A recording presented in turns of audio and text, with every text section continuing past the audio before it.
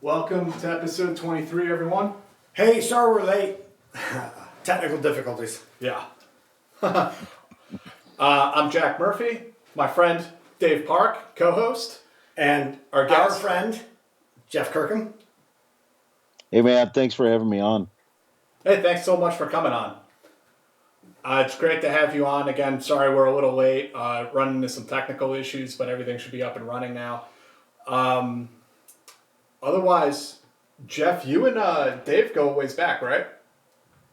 We do. We were just talking about that. It's been like 10 years since we'd seen each other, so it's pretty cool. This is kind of a reunion of sorts. Yeah, we go back to probably around 2003, 4.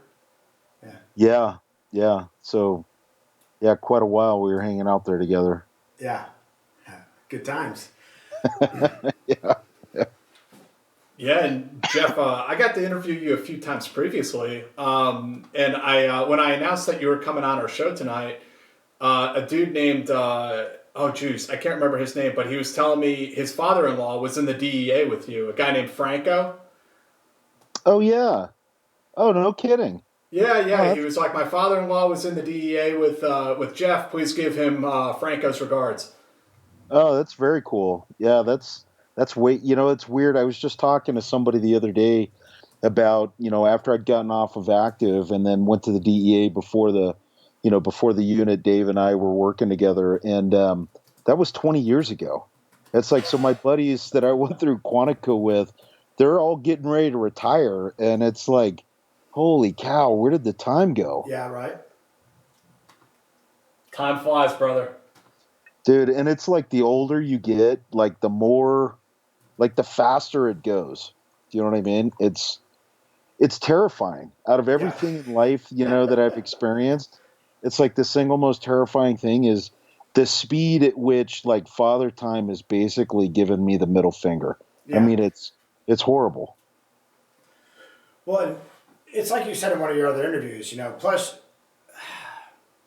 you get up slower, all the injuries start taking their toll, and it just, when you're so used to living your life in your prime, and then all of a sudden, going upstairs hurts. It's like, oh man. Dude, I remember the days, and like anybody that's in the mill was in the mill will understand this. Or is in the mill, like we would go out party until like 3 a.m. and then show up to PT like formations, 6 a.m. and it was like, and they go run killer PT, and just like throw up all over the place and just be a mess. We'd still do PT that was just like, it put like the hardest CrossFit workout to shame. And then you'd go in and you'd do work all day and you were totally fine. And then it'd be like, whoa, it's time to go. And then you go do it again that next night. And it was like for days and days you could just pull this off. And it was like, that's the miracle of youth that allows you, it's like your superpower or something when you're young. Yeah, for sure. All right. Well, I think the big news, I know we actually did plan on just kind of BSing for like an hour or so maybe, but then there's some big news yesterday evening with Qassem Soleimani getting whacked in Baghdad. And I know a lot of people are wondering what our thoughts are on that. I get asked a lot about it. With my other job, I was also writing like 4 articles in the last 36 hours about about all of this. So I've just been like neck deep in it. My eyes hurt, my brain hurts. But we're going to go over it, I think, one more time.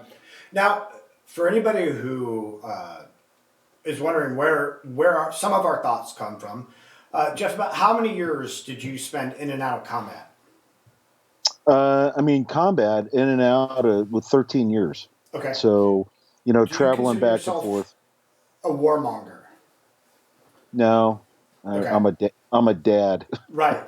So whatever the potential fallout of this is, your kids may have to face. Yeah, certainly. Okay, Jack, about how many years did you spend in and out of combat? I mean, in combat, like a year total deployed.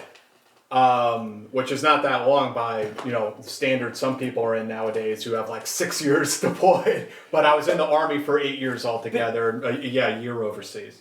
But you still, and I'm not saying that because we have seen combat that we have a superior opinion. I'm just saying that, like, we know what is at stake, and so when we speak about this, we're speaking from our experience about that. Not that, well, if you haven't been there, you don't know. Well, furthermore than that, how much time have each of you guys spent in Iraq dealing with some of the politics that we're going to discuss tonight?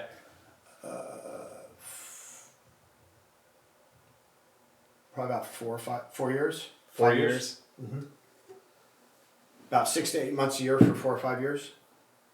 Yeah, and I think and I think what we're going to get into is like the philosophical, the philosophical, not the specifics of like, oh, this guy was killed and this is how he was killed and this is right. Forget all of that. I think I think what we're going to come down to is like we've steadfastly as a nation ignored the number one tenet. If you follow Clausewitz or any of the philosophers of war, we have ignored, we have abused, we have basically disregarded the fundamental tenet of war. And when you go to war and it's all or nothing. You go in to win. And so you get in, you smash, you destroy, you kick their ass, and then you get out and you go home. Right. And we've just had this ongoing, thing. And I think that's the philosophy, of all of that goes all the way back for, hundreds, if not thousands of years. The American Civil War is probably the most glaring example that we can use of like total warfare and the destruction. World War II is probably a really good comparison as well. And really, World War II was probably the last real war, or not real war, but the last time we actually engaged in a war where we had a very clear goal, a very, where we knew if we won or lost. Mm-hmm. It was unconditional surrender was the standard. Right. It was like the Germans and the Japanese will sign a document that is unconditional surrender. And that's how we know that we've won. Now, obviously, after post-war World War II and and the Marshall and all that stuff that was going on, we had some problems because we were figuring it out. Because in the United States, we're fantastic at kicking people's asses. Like, there's nobody better on planet Earth at winning battles. We are horrible at colonialists. We are horrible at it. Yeah, we're horrible at counterinsurgency. Yeah. We're horrible at counterinsurgency because we have this, the Marines are probably the most glaring example of the counterinsurgency doctrine. Not to pick on the Marines because I think it follows through with all of the mill, where we have this. One, we think everybody can do the job, which isn't true. Anybody that's been an advisor knows that it is a special skill set as much as flying an airplane or shooting a sniper rifle or it's a special skill set. But then it's like we have this aversion, to win an insurgency you have to win minds. It's not just hearts and minds, but primarily minds. And we have this huge aversion as Americans to pushing our belief system or pushing what we think works on other people. And so we just kind of give it to them and it's like, okay, you guys are adults, you figure it out. And it's like, no, man, that doesn't work. Historically, it's never worked and it ain't going to work. Right. That's why we're here, because it didn't work. Right. So a quick recap for people who are not maybe familiar. The U.S. killed in Baghdad Soleimani, who was the head of the Quds Force. Quds Force is a special intelligence / special operations unit in Iran, part of the IRGC, but its segregated, is very separate, very not isolated. What's the word I'm looking for? It's like an elite corps within the IRGC that does unconventional warfare. Right, unconventional warfare, and they're intelligent. I mean, intelligence. Oh, even more than that. I'll get into that in a minute. And also along with it was Mohandas was also killed. who deputy commander of the PMU. Right, the mobilization forces. Yeah. Yeah. Which is they're Iraqi Shia militia. Right. Now the thing is in Iraq they've constantly had a problem. They had a problem for years with Iran. Iran is a Shia predominant country, and it's a theocracy. It's pretty much run by the ayatollahs. You know, the ayatollahs, but the ayatollahs, and then you have Iraq, which is about 50-50 Sunni and Shia. And for a long time, Saddam, who was Sunni but also just very secular, they had this conflict. They had an open war. And in fact, we supported Saddam during that war, trying to contain Iran. And since then, Iran has been very, very involved in Iraq. U.S. troops have been dying to Iranian IEDs, EFPs, which are explosively formed projectiles, which turned out they're high tech, and it turned out to be the only thing that really they had that could penetrate, like the advanced armor, the MRAPs, and things like that. Right. We started putting armor on our Humvees, our MRAPs, and the EFP was what was introduced to the battlefield to defeat that. Right, and Soleimani is the one who ultimately is responsible for all that. He is the one, who coordinates all that. It was the Quds Force that trains, the Qassem Hezbollah, who were the protesters. They trained the Hezbollah and helped form the Hezbollah in Lebanon. They've been very, very active in, expanding Iranian ideas throughout the region, throughout the Middle East. So, you guys want to? Yeah, I definitely would take it from there and just point out, Quds Force, one of the things to point out about them is that they have a global reach. Right. Very active, as you say, in Iraq. They've been active in Syria in recent years. The thing that is worth mentioning is the Bunyads, which are sort of a state-run business foundation / charity run by the IRGC has a finger in all of them, all over the world. The IRGC is the Iranian Republican National Guard. Revolutionary Guard. Yeah, sorry about that. And they use these Bunyads as commercial cover. They're a front for access and placement to get their people almost anywhere in the world. Right. It's pretty incredible, this network that they have. And from there, I just wanted to go real briefly through the recent history. I'm not going to go through the history of U.S.-Iranian relations back to 1979. Right. It's just beyond the scope of what we can accomplish on this live stream tonight. But I'm going to go through, since 2018, a few things just to talk about how we got to where we are right now. May 2018, the United States withdrew from JPOA, the Joint Comprehensive Plan of Agreement, commonly known as the Iran deal. That was one of Donald Trump's campaign promises in 2016, and he followed through with it and withdrew from the plan. In April 2019, the administration designated the IRGC as a terrorist organization. Mm-hmm. And that was against the recommendation of the CIA and the DOD, just so you know. In June of 2019, Iran shot down a Global Hawk drone off the coast. Trump threatened to retaliate with airstrikes, and then he backed down at the last minute, saying that it wasn't proportional to basically kill like 200 Iranian soldiers over a drone. Now, what's interesting about that point is that on this strike, everybody, all these people are like kind of dogpiling Trump. And this isn't about supporting or bashing Trump. This is just sort of about calling out what's going on. But a number of people jumped, especially on the left, jumped on Trump about, you're weak, you're showing him too much mercy. Like, he took a lot of heat from the left for not striking them. And all of a sudden, all these people are now coming back and saying, oh, he's a warmonger, he wanted this the whole time. This is just the inconsistency of our politics. He did retaliate with sanctions and supposedly cyber attacks. So then December 19 rolls around. There were reportedly a series of 10 or so rocket attacks against bases in Iraq where American troops are stationed. Right.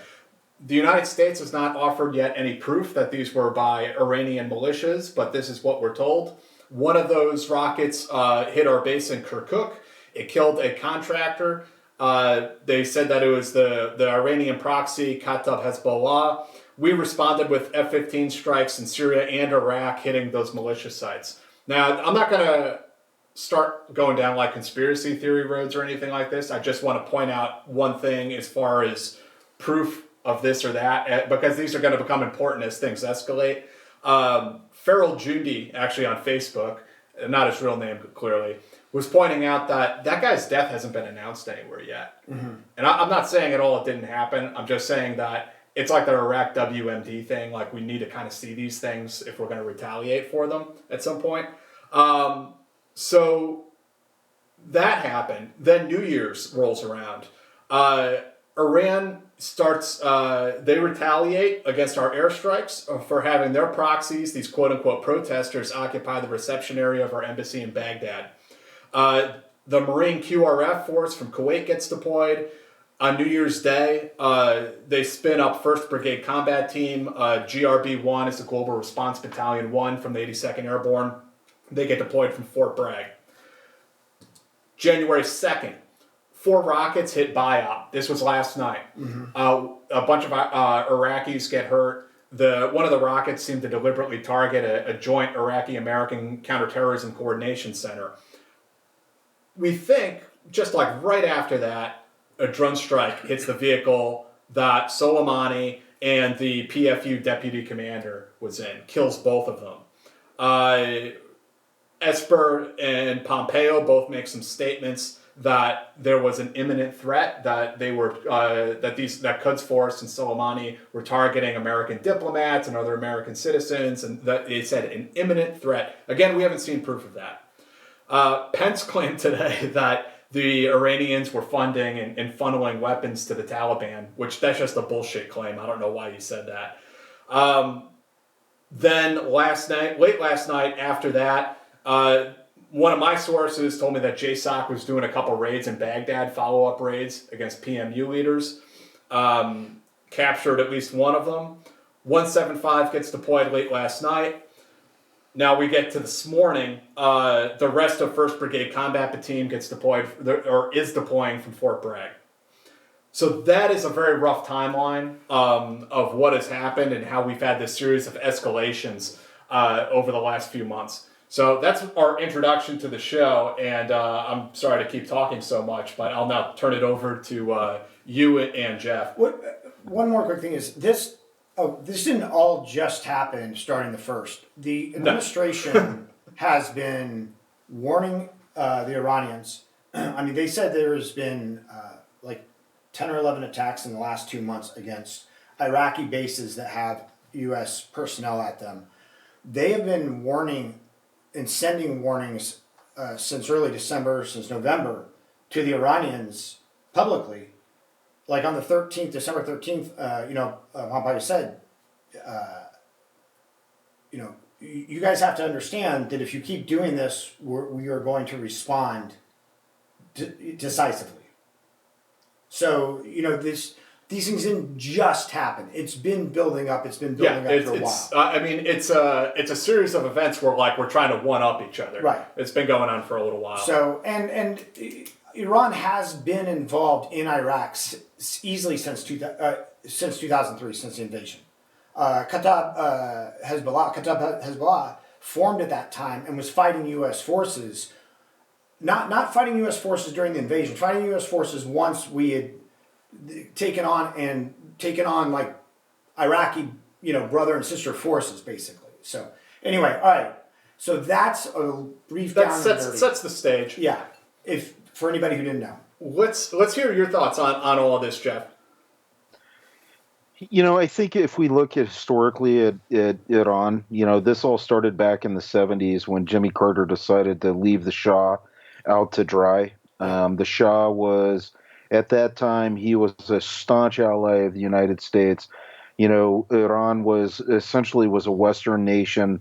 They were getting along with everybody, and then we had, and then the Shah was assassinated. We had the college students that were essentially held hostage in the Iranian embassy for however many days. that led up to Air Force One that ultimately led to the creation of JSOC and Special Operations Command and whatnot. And so, I think, the Iranians have always been a step ahead of many of the other countries in the Middle East. And I In think terms it's of one of like those, sophistication and in terms of, obviously this is probably backslid a little bit since they've been overtaken by a very, oppressive theological regime that is holding everybody down. They obviously, they lost about a million people during the Iran-Iraq war that took place in the 80s, which is always one of those places where dictators use to clean out the undesirables. So you yeah. probably lost a bunch of people that could have been forward thinking and whatnot. But all of that being said, I mean, I think it's one of those things where I kind of chalk it up kind of like the Russians, and I'll sound very like non-80s soldier at this point. It's like, if we could figure out a way that we could work with these guys, the Iranians and the Russians specifically, I think we would make decade leaps forward. And sometimes the way to do that is unfortunately, and I'm not calling for war. That's not what I'm getting at. But Mm-hmm. sometimes you got to get rid of the guys in power, Right. And so like this general who's been in for decades, and he's a well-known person. You've got to get rid of this old groupthink school of guys that are holding the rest of the country back, because all indications show, like the Iranian youth that are in their 20s and stuff, they're sick of the Ayatollah. They're sick of being held back. They're sick of not having YouTube and MTV and and all of this stuff. And so it's like, man, if that all of a sudden this could be a bastion of stability in the Middle East. And so that's where it's like, it's like cancer. A little bit of pain up front, and you can cure the disease. But what do you mean when you say that, though, Jeff? Because we had these color revolutions. There's a green revolution in Iran that never really got off the ground. I know you said you're not trying to advocate for war or regime change like we tried in Iraq. I mean, what would be the approach then? Do you mean like covert action, or just politically trying to use the carrot and the stick to push them in the right direction? So the Green Revolution is a perfect example. We did Bubkiss to help out those guys when they were, pushing for it. If there was ever an opportunity where we could have really helped support, a transitional change that was there going on in Iran at that time, that was probably it, and I would argue it probably been pretty peaceful. But we didn't do anything for that, and a lot of this stuff too. If you look at the youth, where it's like most people just want to live, they just want to live, they just want to be left alone, and it's the the politicians, the puppet masters that keep these things continuing to move on, and so But have we tried pumping in YouTube and overriding the censorship that's taking place in this country? Because we haven't. And so Right. it's like, let's push that forward, but, and to your point, Jack, it's like any resistance force, any insurgency has to have support. An insurgency cannot exist without an auxiliary support system in its place. This is like Insurgency 101 that we Yeah. learn in the Q course when we go through Special Forces School. You have to have material support, and it's not just material support, but it's psychological support as well as political support to allow it to happen, and to allow these things to grow. And so we could look at that as where we failed in Iraq and where we failed in Afghanistan, as well as where we're failing right now currently in Iran. Yeah, that's one of the important issues, and this was something that came up, in my own writing and in my own research and talking to various sources. All of these conversations about regime change, military options, what we could do in Iran, and I asked the question, very much the same line of thinking as you, Jeff. So, is there a shadow government in Iran, just like waiting to come in and take power after we dispose of the current regime? And the answer I got was no. And that's actually the big holdup to us doing anything militarily inside Iran. That right now, the best plan they have is we would destabilize the government and then basically surround Tehran and just wait for them to hash things out on their own. And that's a horrible plan, as we found out in Iraq. So I think that's one of the big holdups as far as some sort of regime change. Well, Go ahead, Jeff. and I think that goes back to Americans, where it's like we're great at kicking people's asses. Yeah. But we're not very good at the aftermath. I mean, even going back to World War II with the Marshall Plan, it's like Germany was headed for another fiasco with the way that it was being run, with this socialist type mentality of how we were trying to control the Germans after World War II. And the Germans essentially snuck in over a holiday because they knew the Americans weren't going to be working, and opened up free trade, which really is what turned Germany around and let it get going and moving forward. We're not good at the aftermath. And I think that's because we're either too overwhelming because we downplay like the persons and the personality, or we're just like, we can't worry about these people's frailties. We can't influence their beliefs. We can't influence their political agenda. We can't influence the way that they think. You guys take care of that, and we'll try and help you. And then we don't do anything to help them. I also think we have a real hard time identifying the people versus the leaders, because like in Iraq, in my opinion, it was a fairly simple plan. You fly over, you drop leaflets to all the soldiers, say, remain in place, drop your arms, remain in place. We're taking over your payrolls. You will be paid on the 1st and the 15th, right? You roll in. Bremer took out, it's not coming to me. What, the Bath Party? Yeah, he took out all the de-Bathification.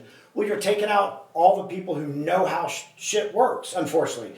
You've removed all the educated people. Huh? Yeah. I don't care it was controversial, but even if you look at when we took over Korea in 1945 after we dropped the bomb on Japan, we left the Japanese in key administrative positions for like 6 months or something like that. It was very controversial. The Koreans were obviously not happy.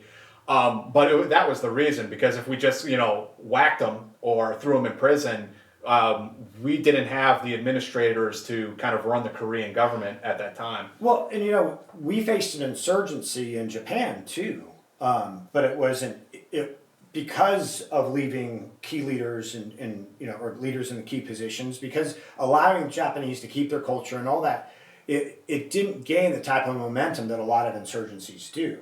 Even though we technically were an occupying force for a specific period of time after the war. I had this discussion recently with somebody else, and I mean, this is kind of a rabbit hole, but bear with me here for a second. We have the longest standing document that has essentially, I mean, we're pretty free as Americans. I mean, I would argue we're more free than anybody else in the world with what we have. And that, we have the document, this wonderful document called the Constitution. And it's held steady longer than any system of government that's out there right now in the world. And that's even the British, because they've changed their system of government from the king and the queen. But we hesitate to give that to these other countries and say, hey, guess what? You don't have a choice. You're starting with this document. And then as you go through, you can follow this document that's been proven to work with human beings in the melting pot of the United States of America. So you're talking radically different cultures and people that it's worked for. You start with this document, and then you follow this document, and you can change it however you want to over the course of time, but this is your starting point. Why we don't do that as a country is a mystery to me, because we have the basis of what we know will work. You look at the early days of the United States when it was still the colonies, we were an unbelievably tumultuous time in people that was there. It's a miracle our country survived, but it did. And probably the biggest reason is because we had that document. Now, let me ask you a question though. Do you think, or is it possible that that document reflects the Greco-Roman values that sort of we grew up taking for granted, whereas if you go someplace else where maybe their foundation was Confucianism or their foundation was, is Islam or something else, Zoroastrianism, that the fundamental values of that culture or even the mentality, because I think as well as I do that indigenous peoples in different places actually think differently. They think Certainly. in a different manner. Like we take logic for granted, right? We take sort of what we inherited from the Greco-Roman schools of philosophy that became part of our educational system. We take that for granted, and other cultures actually think differently. When you Certainly. ask. But if you look at the Constitution, though, it's pretty clear. You can do this, you can't do that. And what's interesting about the Constitution is it is a document that was written and designed to protect the people from the government. Right. The Constitution does not give the government rights. It Right. gives the people rights. It gives the people protection from a government. Right. That at that time, and even still in 2020, that's a radical concept. Right. That's a radical concept that There are a lot of people in our country that are fighting against that now. The idea of the Bill of Rights that are these, whether God-given rights, or rights by nature, and that the Bill of Rights isn't giving those to the people. The Bill of Rights is there to say you shall not infringe on these people's rights. Yes. The document is there, and if you look at historically, like we're talking about Iran, we're talking about Afghanistan, we're talking about Iraq. What are the biggest problems that are taking place there with those people? The government. Right. So the Constitution essentially is an attempt. I mean, you've got to work within the realms of human beings and the psychology of human beings. You could also just crash those governments, just get rid of GOI entirely, and the Sunnis and Shias will still be slaying each other in the streets. I mean, it is more than just a bad government. I mean, they absolutely have bad governance. There's no question about that. They have bad governance. They've got corruption that's going on there because of the stability that's there. The problem. I was in Iraq when they came out, and I've had this discussion. This isn't an anti-Islam statement that I'm about to make, because I've had this same statement. I have many friends that are Muslim, that are former soldiers that I worked and fought with shoulder to shoulder over in the Middle East. And you helped some of them get here. And help some of these guys when they got here. And it's and when I say what I'm about to say, they all nod their head. And I was like, look, as soon as I was in Iraq, when they became the Islamic Republic of Iraq, I was in Afghanistan when they became the Islamic Republic of Afghanistan. And the problem that you run into is you will never have freedom if you do not have freedom of religion or freedom from religion. Right. Because you don't have freedom of assembly, you don't have freedom of speech, you don't have freedom of the press, you don't have freedom of expression, you don't have freedom of travel, you don't have freedom of assembly. And so now all of a sudden that's why it's the First Amendment. And I think if we started with the Constitution, we said, hey guys, here you go. This is what you're starting with. You can change it after we leave and all that other stuff, but this is your basis, this is where you're starting from. I love our Constitution as much, well, maybe more so than the average person nowadays, but I'm very skeptical that we could take the Constitution and introduce it to a place like Iraq or Syria and that it's going to result in some sort of Jeffersonian democracy. As Dave was sort of alluding to, I think just culturally and historically, and again, I hesitate to say this because it sounds like a pseudo-racist statement or something like this, but are they ready for that? Can we just give them that and it's going to do something for them? Bro, I think they've really struggled with just the notion of democracy, unfortunately. Think about the early United States. Could they do it? And in my mind, without a doubt. Because think about the early United States. We had people that were coming over that were from radically different cultures. We had, we had the indigenous people They were here as well. That, contrary to popular belief, there were many of them that were being assimilated into society as well. And it was, these guys were looking at it because it was freedom of religion. So you had people with very different religious beliefs that were coming over, from the Puritans, the Quakers, to the Moravians, to the, I mean, you had everything that was coming over. And these guys, you know, you look at the founding fathers, they looked at it and they were like, okay, how do we get all these people to work together? Because everybody radically thinks differently. Right. Well, let's do this document here, because remember, they were very suspicious of, you know, of the Protestants in England at that time, as well as you had the Huguenots over in France and Right. and The whatnot. Catholics, And so it's yeah. like, so how do we get all these people to work together? And they did it with a constitution. Now we've had our bumps and bruises. We've had our bumps and bruises, and it wasn't like the late 1800s or the mid 1800s in our country were a horrible, despicable time. But we've learned. We've learned from that, and we can do better. You know, slavery isn't going to go out. We're not going to have wholesale murder with scalping campaigns of, you know, whoever happens to be on the, you know, the scalp hunters and all of that stuff. So we've learned from that, and we're better. And I think we could tame that center. But I'm looking, Jack, more of like, let's have a starting point. Let's have a starting point with something Right. that has worked, and then we can adjust it from there, just like we do to this day. So, Jeff, in your opinion, what do you think? And obviously, we are all in speculation mode now. Like, anybody who tells you what's going to happen, whether on the left or right, has no idea. But what do you think are potential ramifications, potential fallout, whatever, Yeah. of the Soleimani Targeted killing, is that the word you like to use? interdiction? Assassination. What do I think? Yeah, Fear. yeah. Soleimani was a bureaucrat. He was a general. He was living at the higher echelons.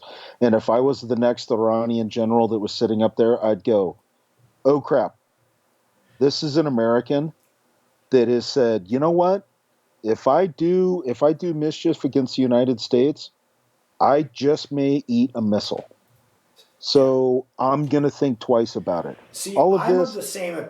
I'm of the same opinion. Like, there seems to be this prevail. I mean, there are some people who just like, yes, you know, we need to go to war with Iran, and there are other people who are like, oh, this is horrible.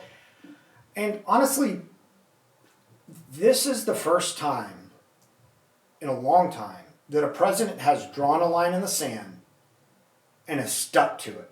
And I think Whoa. like Iran is definitely, they have to posture, but they have to be off balance right now too. Like, what is this?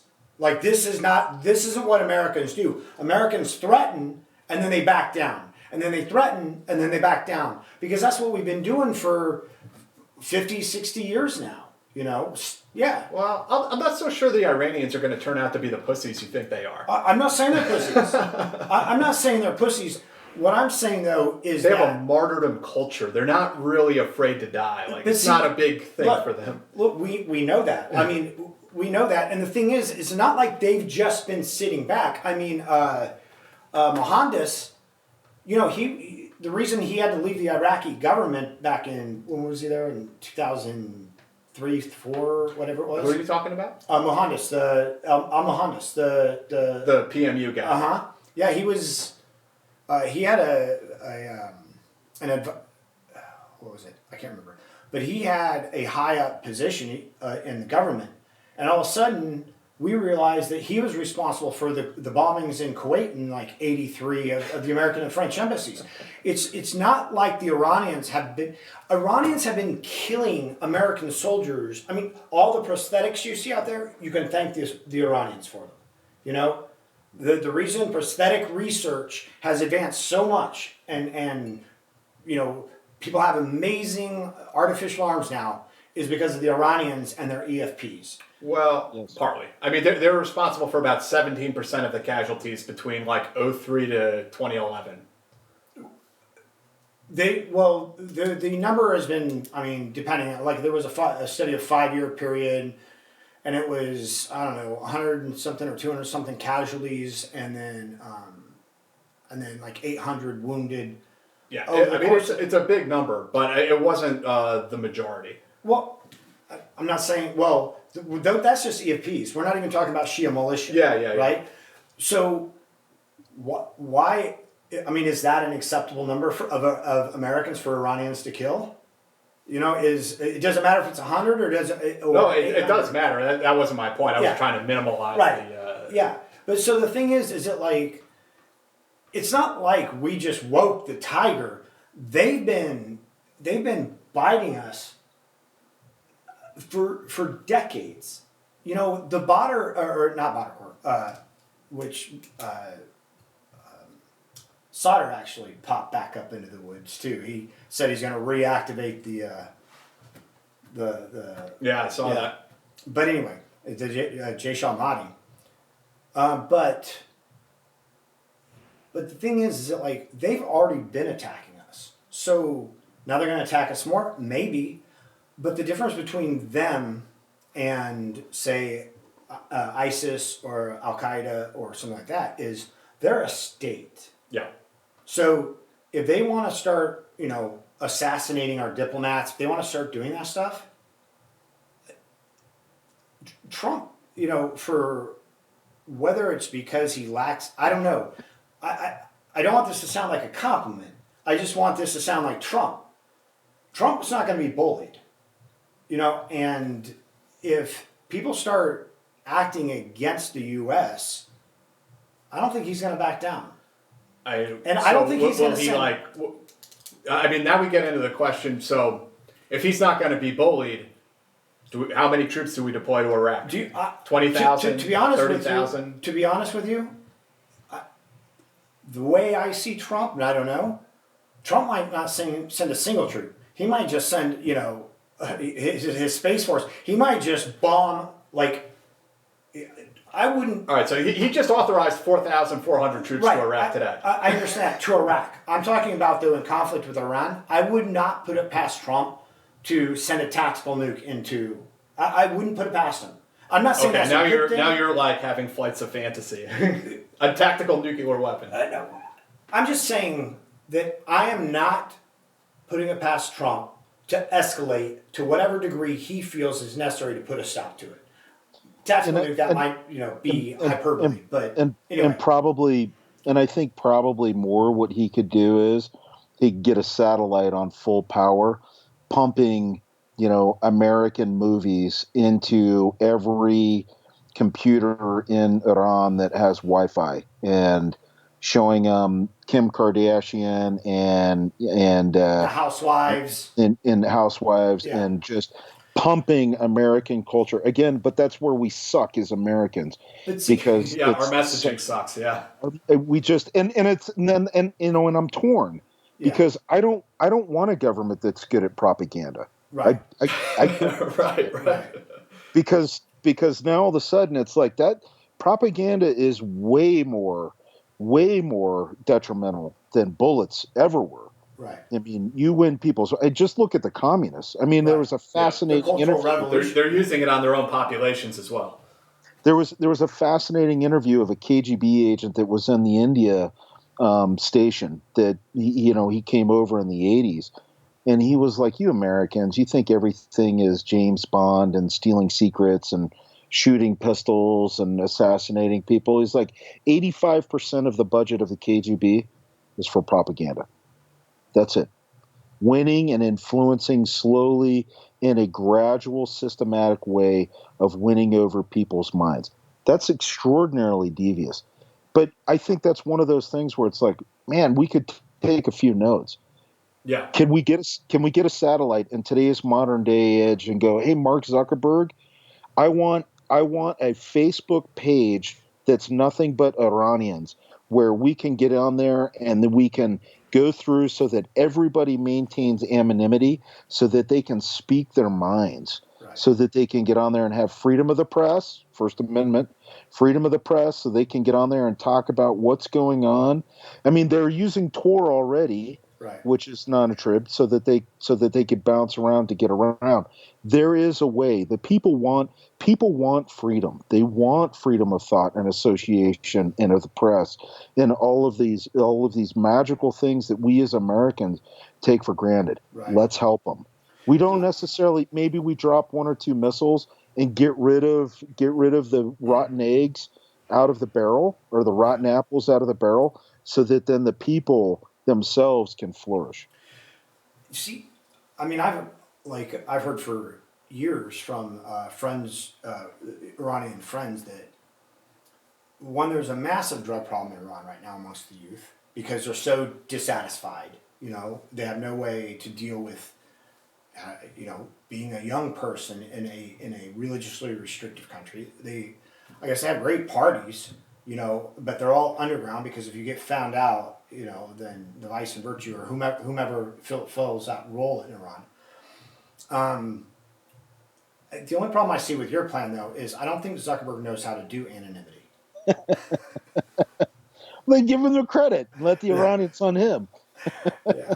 Well, I was talking to a friend of mine today. Actually, I can name him because I quoted him.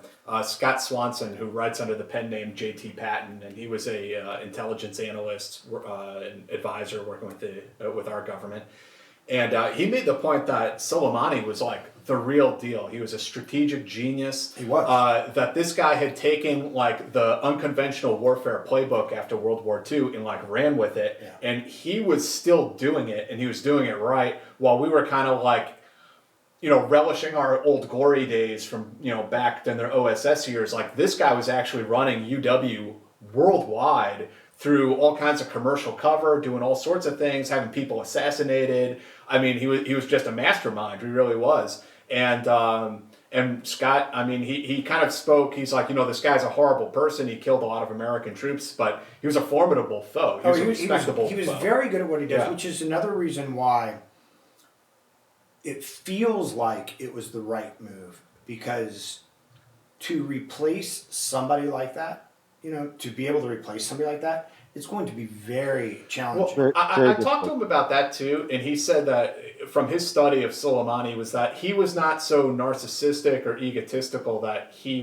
thought he was like a godlike figure, that he was irreplaceable. So he was all about like being a force multiplier and training the people around him to do his job. Yeah. So it's probably not like going to be a huge burden on them to find other people to do that job.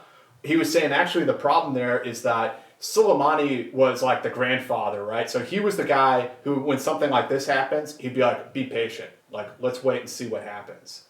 Now you're going to have new guys in there who are going to want to prove themselves. And Iran has a bloody nose right now. They feel like they need to retaliate. But, I mean, your thoughts on that, Jeff? And I also want to ask you what you think that retaliation might be, looking at this timeline we went over of the sort of brinksmanship as we're trying to outdo one another. I think the most probable the thing that they'll do is try and strike troops in Iraq. Exact some type of revenge that's over there. As soon as you start getting further out, it gets Or Syria. Or Syria, that are there.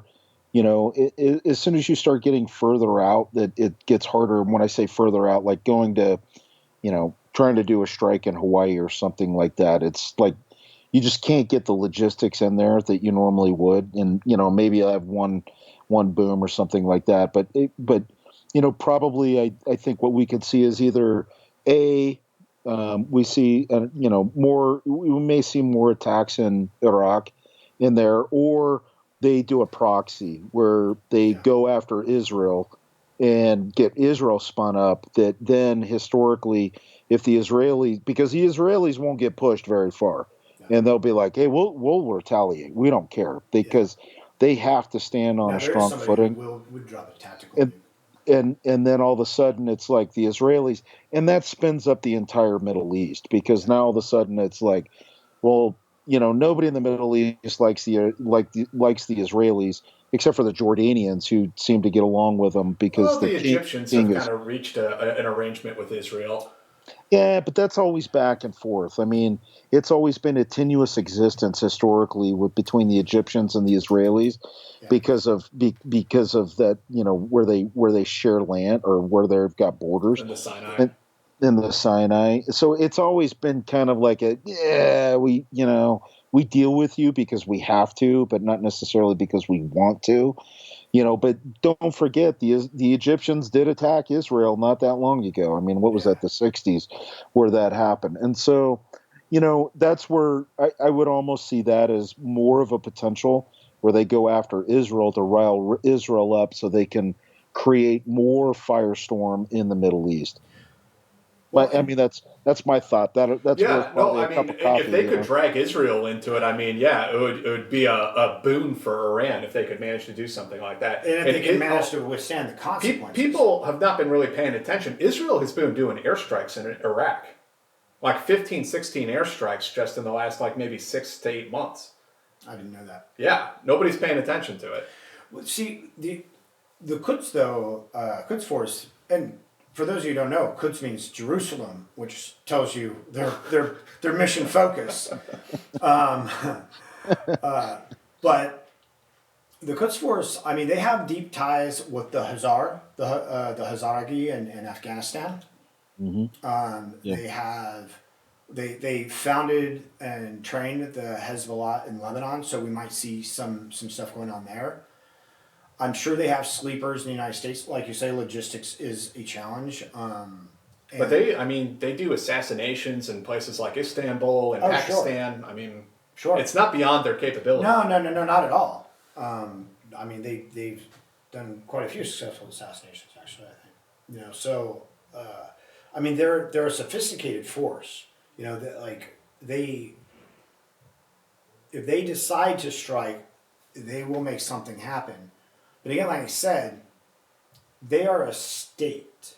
Right. So this isn't like the IRA, or this isn't like ISIS, I don't mean to compare the IRA to ISIS. Yeah. At all. But this isn't, somebody who can just fade into the background. Like the operatives can fade, but right. Tehran is sitting right there. There's a place to launch the cruise missiles. There's a place to retaliate. So and it occurs to me too is like, I mean, we're talking hypothetically here, right? So it's all completely speculation. But I mean, if the Iranians really want to stick it to the Americans, they would just attack the oil fields in Saudi Arabia. Mm-hmm. Like woefully underguarded. Saudi Arabians aren't exactly known for their crack elite troops, and it would definitely create tumult and fire, not just in the Middle East, but in the entire European arena. Yeah. Because all of a sudden that's kind of the premise of the book that I wrote. That's a science fiction, it's a post-apocalyptic thriller. Is the Iranians drop a dirty nuke on the Saudi Arabian oil fields on the interchange that's there, and it disrupts enough of the world's energy reserves that all of a sudden chess pieces start getting moved, because now all of a sudden the Russians are scared, the Chinese are scared, the Germans and the Europeans are scared, and everybody starts making moves so that they can secure their own oil reserves or their energy reserves to keep something from happening. And so, that's I don't worry about an Iranian coming over and trying to James Bond, Trump or something like that. I think that's Hollywood hocus pocus. If they did a massive strike against the Saudi oil fields, which are essentially unprotected, now you're talking. I think they just recently attacked them, didn't they? Okay, so they're not unprotected. They have been trying to build the Iron Dome around it, similar to what like Israel has done.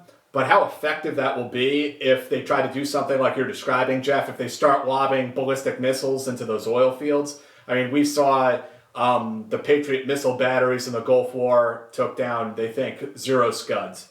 So how effective would that system be? We don't really, I mean, it hasn't been tested in real time.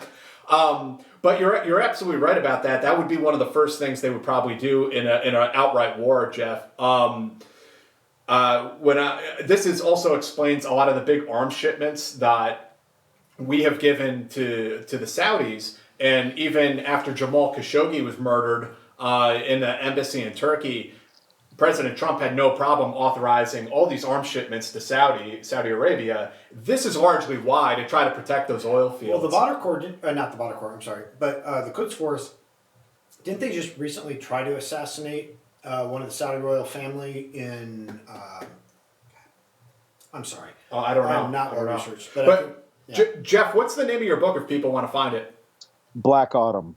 So they can find it on Amazon. It's Black Autumn. It's a post-apocalyptic thriller, and it's a wargaming exercise that we went through, and we talked about. It was me and Jason. We wrote that book together, and it was this wargaming exercise that started out of like, how do you think the world could stumble? And and of course it was over.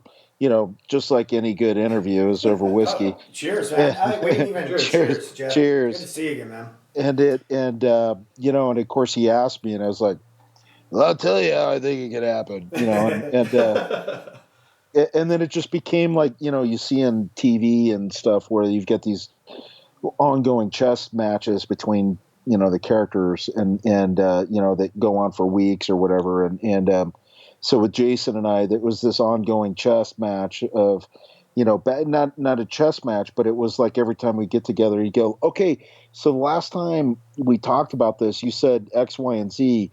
Okay, what do you think would happen after that? And it was, and we would kind of go back and forth, and then at some point, it was Jason that was like, man, we should write this down, and I was like, yeah, we should, let's do it, and we did, and so now we've written Black Autumn, and then we had so much from Black Autumn that we had to chop out a bunch of the characters because the book was like 1,500 pages long.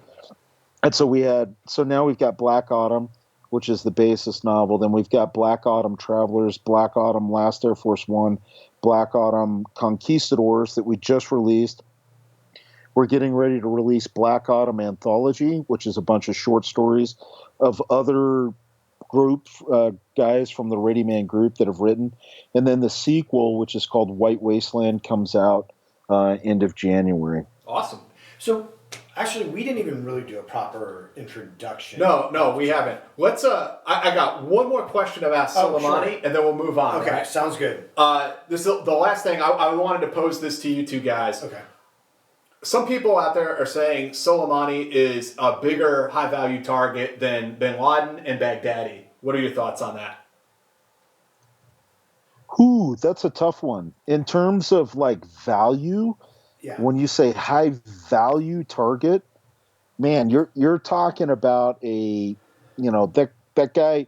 You're essentially saying the director of the CIA is to put it in perspective, right? So we just killed another country's director of the CIA. So, is that more or less than Bin Laden? I'll take it back to what Dave said. All of a sudden it's like Iran is a state. They're not some rogue group of dudes running around that are zealots. Exactly. I mean, it's like this is a state, and it's not. And it's probably one of the oldest states in the world. And so, like, one of the oldest cultures in the world, there's significance to that. And so, is he probably a bigger target than Bin Laden? Man,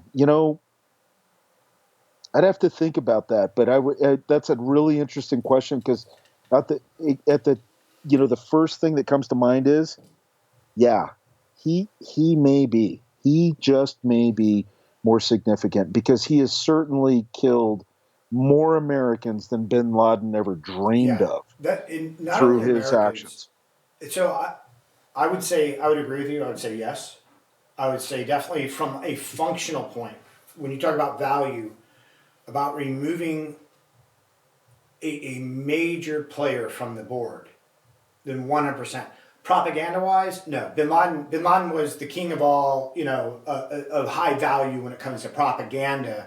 Like, he was the face of the face of Al Qaeda. He was the face of 9/11. You know, so high value propaganda wise, Bin Laden, but high value operationally, 100%. I mean, the Quds Force. Look, I mean, they stood up the Hezbollah. They stood up the Qatar Hezbollah. They stood up the mobilization forces. They've stood up these forces all over the world. I mean, they're down in Venezuela right now. Like they're everywhere. They are, and I wouldn't even compare him to the director of the CIA, because the director of the CIA is really just this administrative executive figurehead. This is like a sort of separate rant, but I'll try to keep it brief. We make a lot of comparisons sometimes to say like the FSB is like the Russian CIA, and it's like no, not really, because the CIA is accountable to all these like legislators. They get called to the carpet. There's all these laws they have to follow, our Constitution and Bill of Rights. These organizations like the MSS or the FSB or Quds Force, they're not like anything we have here.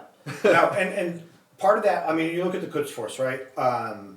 But they are in similar stature. I understand what you're saying. A similar stature there, Jeff. That it's like a director of an intelligence service or the DNI here in America. Right, but a director, it would be more like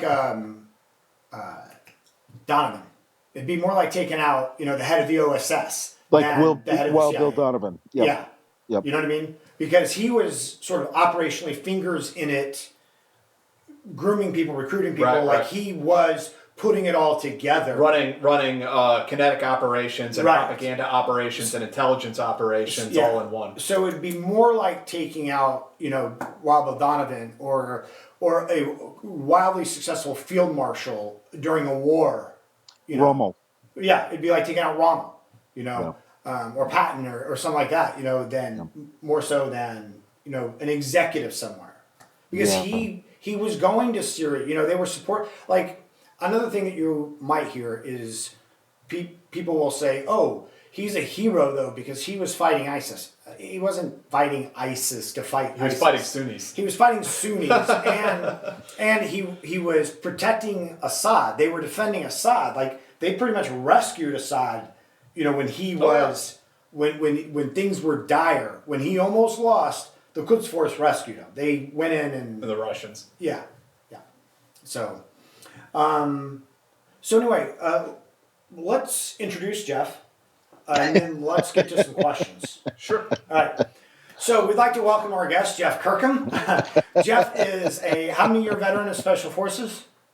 28 and a half. 28 and a half years veteran of Special Forces, a former DEA agent, inventor extraordinaire. Jeff is one of the, honestly, when you talk about a Renaissance man, Jeff is like the Da Vinci of our time. I remember one of the first things we ever talked about was a new helmet he was inventing that actually you could roll it down or scale it down, wasn't it kind of flexible or not flexible, but one of my patents is a method of forming titanium into a ballistic helmet. At one time we were my brother and I were leading the world in titanium armor for lower velocity pistol rounds. So and that tied into that, and I put together. I actually presented part of my hypothesis to the TBI committee for the United States Army, based off of helmet design and whatnot. So that was Jeff one of my forays. Oh, sorry. Jeff is also the creator of the RATS tourniquet system. How many patents do you have, Jeff, at this point?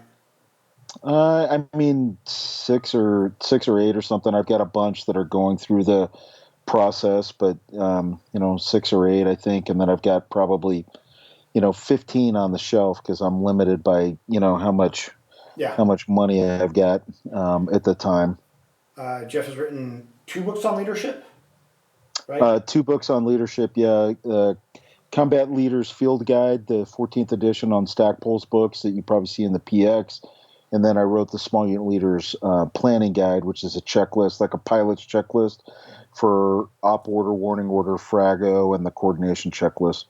And then how many fiction books have you written? So, I mean, we've written Black Autumn Travelers, Black Autumn Last Air Force One, Black Autumn Conquistadors, and then White Wasteland is finished, so that's 5. And then we're writing a series of graphic manuals right now. So it's like if you think about like the mill back in the 70s, they used to do like these cartoon books to explain. The PMCS comics. I think they're still around. PMCS comics. Yep. So we're doing a series of books based off of that, where it's comics and we're doing one on, it's set up for emergency preparedness and civilians. So we're doing a series on those, like Home Fortress and Secure Campsite and, bugging out, which is E&E for everybody else, and gunfighting, but it's all based down to, graphic novels. So we have some arcs, and so we're about 3 of those in at this point, and so. And then I wrote a series of like the planning guide for civilians. Jason and I did. So we called that the Citizen Commando Guide, so that they could learn planning and whatnot. And then separately did the annexes. Raid, recon, ambush as the annexes, patrol base for the annexes for part of that. So for civilians and the emergency preparedness in case they've got a bug out or leave because of natural disaster or whatever, pick your poison, a way to plan that. So like total books that I've done, I mean, I don't know at this point. Jeff is also a serial entrepreneur. So you have Rats Medical, which is your tourniquet system. You have Ready Man. Readyman.com, Ready Man, fantastic gear for preppers and not even just preppers, but everybody should be prepared to some degree. You should have, a medical kit. You should have a bug out bag in your house in case your house catches on fire and you need, whatever. But yes. So the readyman.com website, and you also have like tons and tons of content, videos. About 1,000 videos at this point. About 1,000 videos. Yeah. He just recently started full30.com, which is basically YouTube for guns and gun shooting related content. It's a safe space for the gun owners. It's a safe space for the gun owner where they won't get banned because YouTube banned everybody for that. Tell us a little bit about Full 30. Yeah. How did that come about? Because that's relatively new, right? Yeah, so actually Full 30's been around for about 5 years. It was started by the original partners were there, and then I moved in after that, and I saw the vision and worked my way into becoming one of the owners, and I'm actually one of the main owners now with Full 30, and so it's essentially, it goes back to like what we were talking about before of First Amendment, freedom of speech, right? And so we like to say it's 1A protecting 2A, and that's why we're predominantly guns. It's also a video platform, so it doesn't just have to be guns. It can be anything. So we can, like this podcast, we could, create another vertical that's under there. So we've been fervently working on that for about, I've been involved with it for about 2 or 3 years now, 2 years, I guess. And continuing to build this out and just helping to combine the tactical, the gun enthusiast, the 3 guns, the outdoor, the hunting space where they've got a place where they know that they can go, they can show their content, they can advertise, they can monetize and get paid for the fantastic stuff that they're putting out, and as well without the worry of, Facebook or Instagram or YouTube demonetizing them and putting a boot on them. I bet that'll have some legs on it, Jeff. Because it already, Jeff, like you were telling me, and I don't remember now. How many unique views do you guys get in a month? Well, I mean, we're averaging. It depends on the month, right, and it depends on the videos. But we do about 20,000 views a day, And so, and then that, and and if we get a cool video that comes on, so if like, Hickok 45 puts up a great video, or Mike the Cop puts up a great video, or Badge Cams puts up a great video, obviously we see a spike in that. And so, Sure. my business partner who built the platform, his name's Mark, and he's just a fantastically brilliant programmer, has figured out a way to more efficiently move video data. And so it's just really, it's making the space possible for everybody. Honestly, it wouldn't be a bad time to diversify and provide something alternate to YouTube, because a lot of people are very unhappy, from what I understand. I'm just saying. Well, let's do it. Yeah. I mean, it's actually is, so the full 30 is the video channel, and then the future of what we want to do is we don't want to just stay with full 30 when we want to create these other verticals that are in there. So essentially the plan is, once upon a time, when we were kids, you could watch NBC, CBS, ABC, and if it was 6 o'clock at night, guess what? You were watching the news. Yeah. And if it was during the day, you were watching a soap opera. And then somebody came out, and at 7 o'clock, at night, if you're lucky, they would have a made-for-TV movie. And then somebody came out with UHF. You got a couple more channels, a little bit more movies. And then all of a sudden, there was this miracle that happened in the late 80s that was called cable TV. And it was like, whoa, HBO, Showtime, MTV, so I could watch music videos. And then Skinemax. And then that just expanded into, you think about Xfinity and Comcast now. I mean, there's like, who knows how many channels that are on there, a bazillion channels. So what we want to do is we want to take something like that and bring it to your phone. Yeah. So all of the videos can be played on your phone because we can move the video efficiently. And so like this video right here, we could have a channel that's a vertical that is nothing more than podcasts of the greatest podcasters, Joe Rogan and Jack Murphy and Dave Park and all of these other ones that we can put up on there. You got the main three. And then create the main three, and then create, but I'm really sensitive to businesses that make business possible are the ones that continue marching forward. And what I mean by that is I want to supply the means that people can make a living.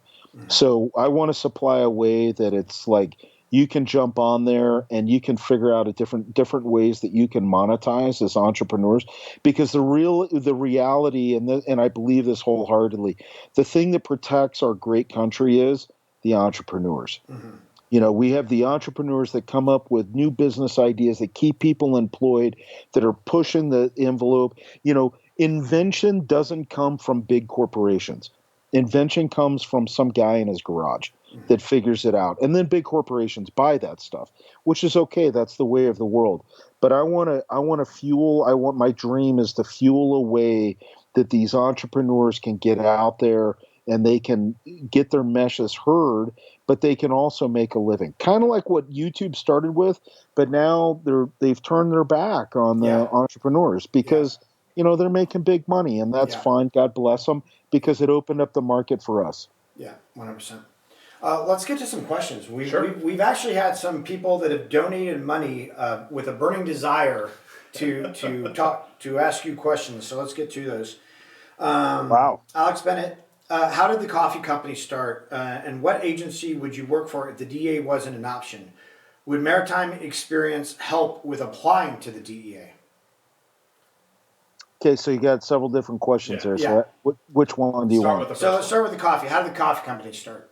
So the coffee company started. So, Evan Hafer and I were in special forces together, and Evan came to me one day. We had started another company that was called Twist Rate, that was crowdfunding, that was sympathetic to the firearms space, and it was a fantastic education. And Twist Rate didn't make it. for whatever reason. We made mistakes, or we were ahead of our time. Anytime that you're trying to educate your consumer, your audience, it's difficult, Right. Like, and yeah. and difficult means expensive, and so. Right. You're Um, trying to build your own audience, Yeah. like we're trying to do here tonight. and it was like we'd tell people about crowdfunding, and you tell a redneck about crowdfunding, he's like, "What? I don't, I don't want welfare." And it was like, no, it's not welfare. It is like, I don't get it. I don't want welfare. I just want people to buy my idea. And it's like, okay, so you're going through, and it's like, it's not welfare, and so Twist Rate didn't make it, but it was a phenomenal education. About that time, we were transitioning over. Ready Man was about, I don't know, 6 months old, 4 months old, and then we were moving over. We were helping those guys, and now I'm like one of the main owners. But it was one of those things where Evan was like, "Hey, man, I think we should start a coffee company," and I was like, okay, that sounds like a great idea. I'd done a bunch of research. Both of us had done a bunch of research on coffee, and it was like, yeah, let's try it. And Evan was, without a doubt, he was the genius. He was the energy. He was the muscle. He was the energy that was behind Black Rifle, that just really drove Black Rifle Coffee forward. I was more or less like the cheerleader on the sidelines. It was like, hey, what do you need? Okay, I'm going to sweep the floor, and I'd sweep the floor. And so once it grew to that point, it was like I took Ready Man and ran Ready Man down. And then also at some point, like I had Rats Tourniquet at the time, and I had licensed it out to a military vendor, because I wanted to make sure that I wasn't into with conflict of interest and any of Right. that stuff. So it was like, For here's the my bidding invention, you process and all guys. that stuff. Yeah. Yeah, so it's like, I'm out of it. Don't keep me out of the any of the money and stuff. I just licensed it to them, and I was like, send me a check every 6 months, and don't tell me who you're selling to.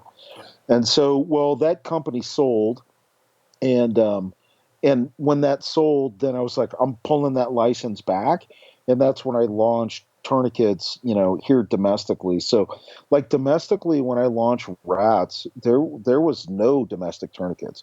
It was stick and rag, and it was still very much a culture in the U.S. of like, if you use tourniquets, you're going to lose the limb, and all these other wives' tales that Mm-hmm. have been Right. profoundly I mean, proven to be back in the incorrect. old days when you do it, it's like you only put it on last resort, and then you have to loosen it every 15 minutes, or else they'll lose the limb. Yeah, Yeah. yeah. I mean, complete, as we know now with modern science, Right. it's completely erroneous. And so I was kind of on that leading wave of, on that product. And then I've got my belt also. So I have a trauma belt so it's a tourniquet system that's built into a belt that, we sell that as well. And so, um, but that's how the coffee started. Awesome. And okay, and then what agency would you work for if the DEA wasn't an option? ICE. ICE. Yeah, ICE, because DEA is predominantly Title 21. There's only two. There's only two agencies that can, or administrations. We don't. Agencies are spooks. Administrations are law enforcement. And so there's only two administrations that can work all of the titles, the law, federal statutes. That's the FBI, and that's Customs and ICE. And so if I had my druthers, I'd work ICE, because you'd want to working dope was it was a ton of fun. I mean, it was a blast.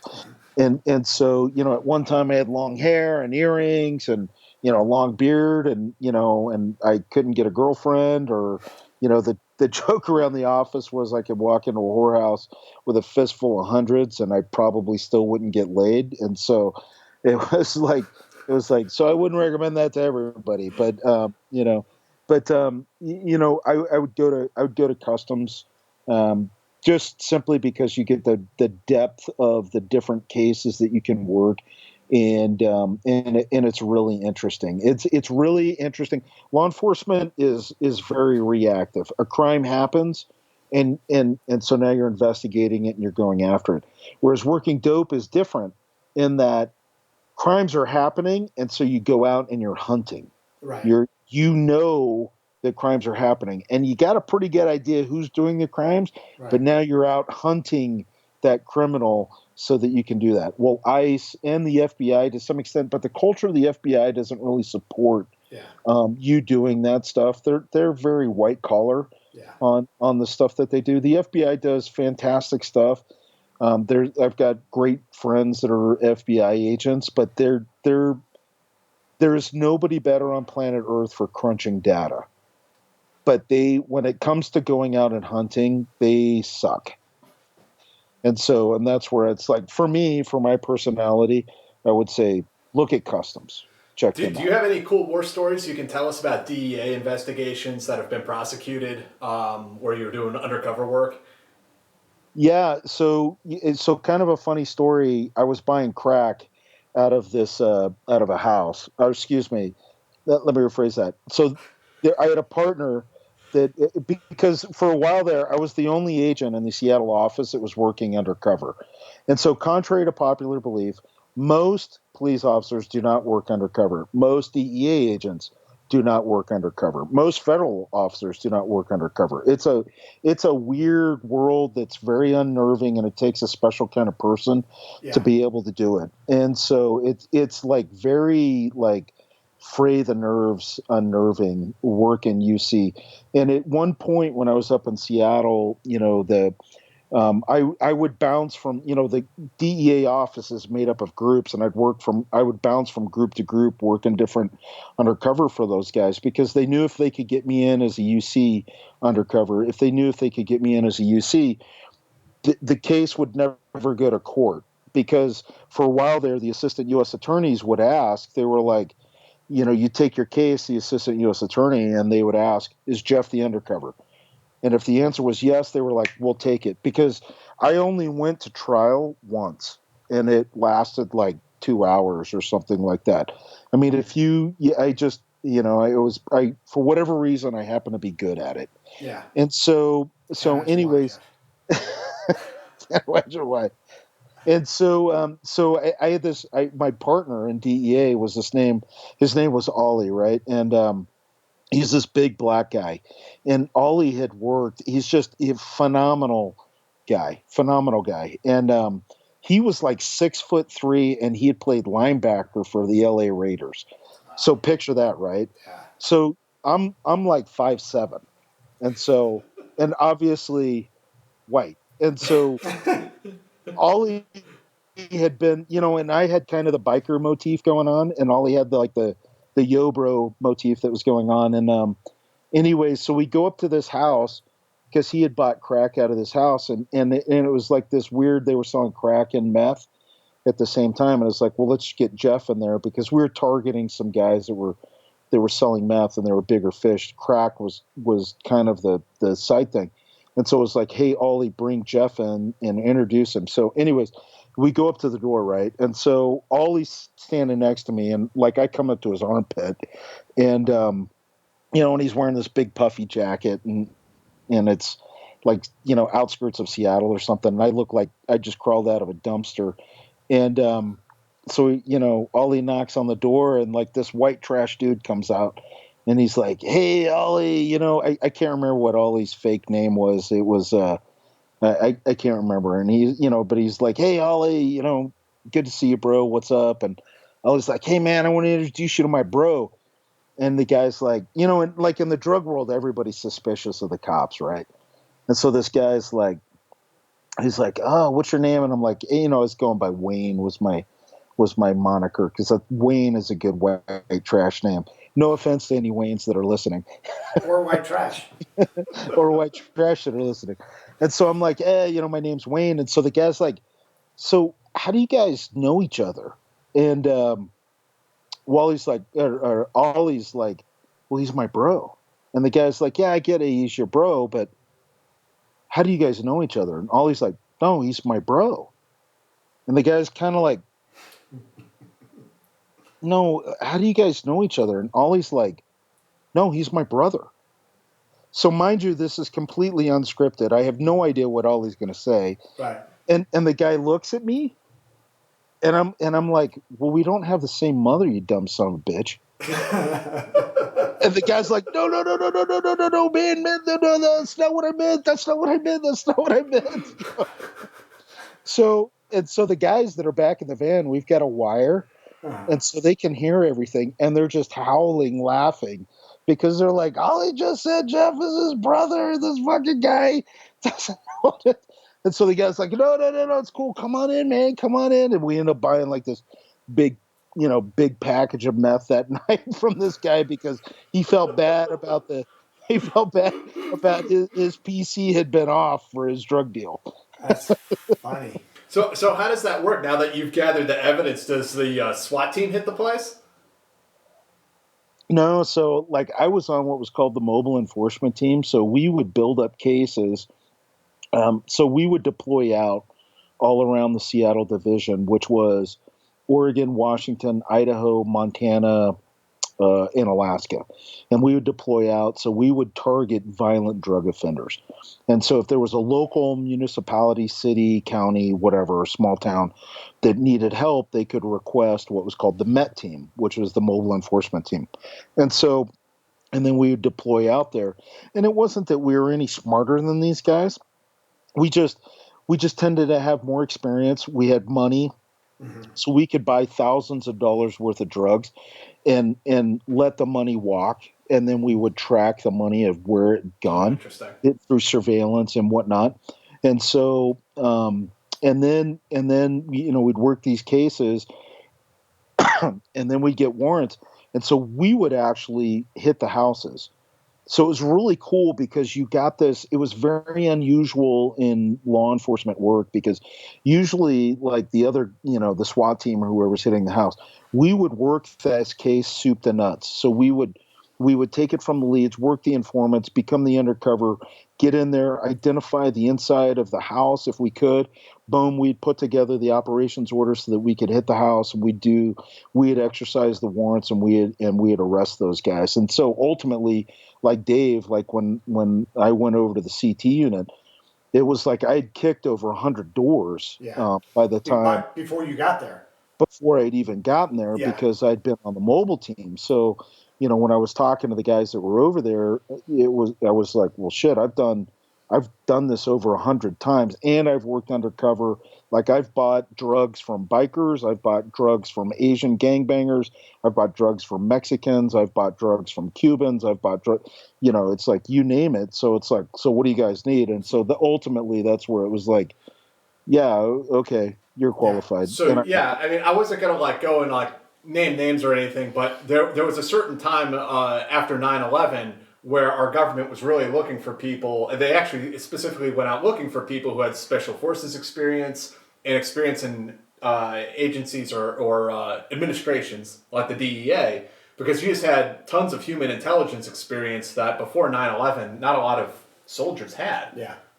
Yeah, I mean, we ran at any given time. I had, at any given time, I had 10 to 15 sources that we were running because, you live and die by your snitches is kind of the moniker for it. But a snitch is a source, right? And so, Well, you remind me of a story. Did you know Najee?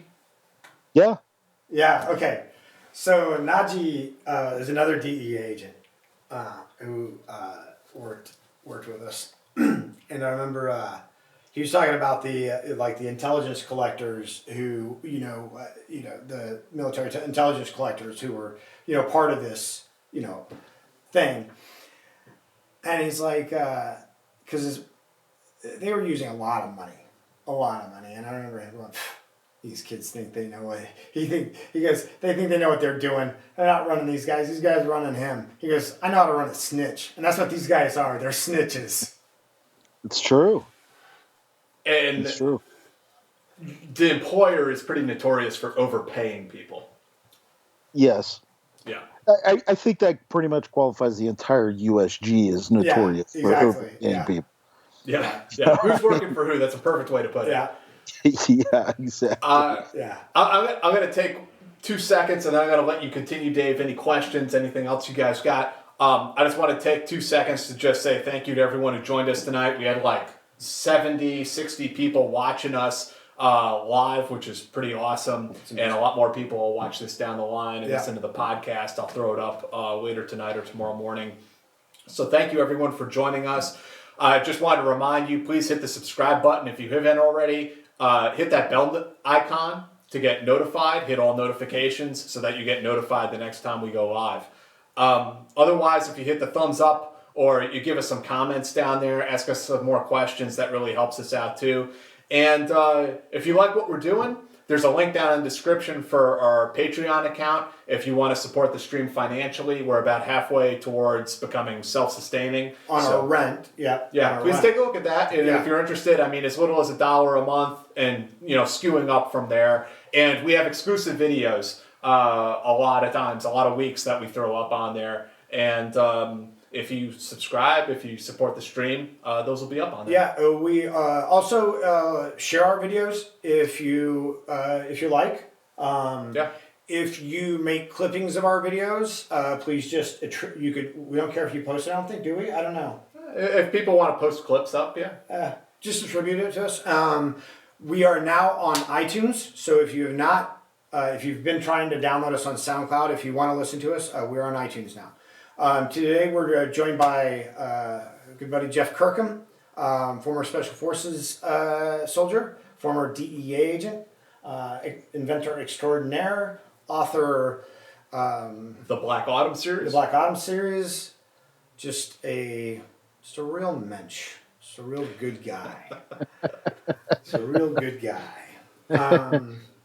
So he's also the guy who had the gall to say that the AK-47 is a great weapon, in some instances even better than the M16, attracting the hatred and animosity of the gun bros on the internet. The ire, as it were. Yeah. That's a whole other subject, though. Yeah. What do you got, Dave? Would maritime experience help when applying to the DEA? Yeah, I think any technical experience of a job where you're having to make complex decisions under a level of stress is certainly valuable, and they look at that stuff. Yeah, absolutely. Okay, so that was from Alex. Thank you, Alex. Andrew, thank you, Andrew. Andrew has actually asked 2 questions, well, at least 2. Isn't one of the problems of the color revolutions that we declared them to be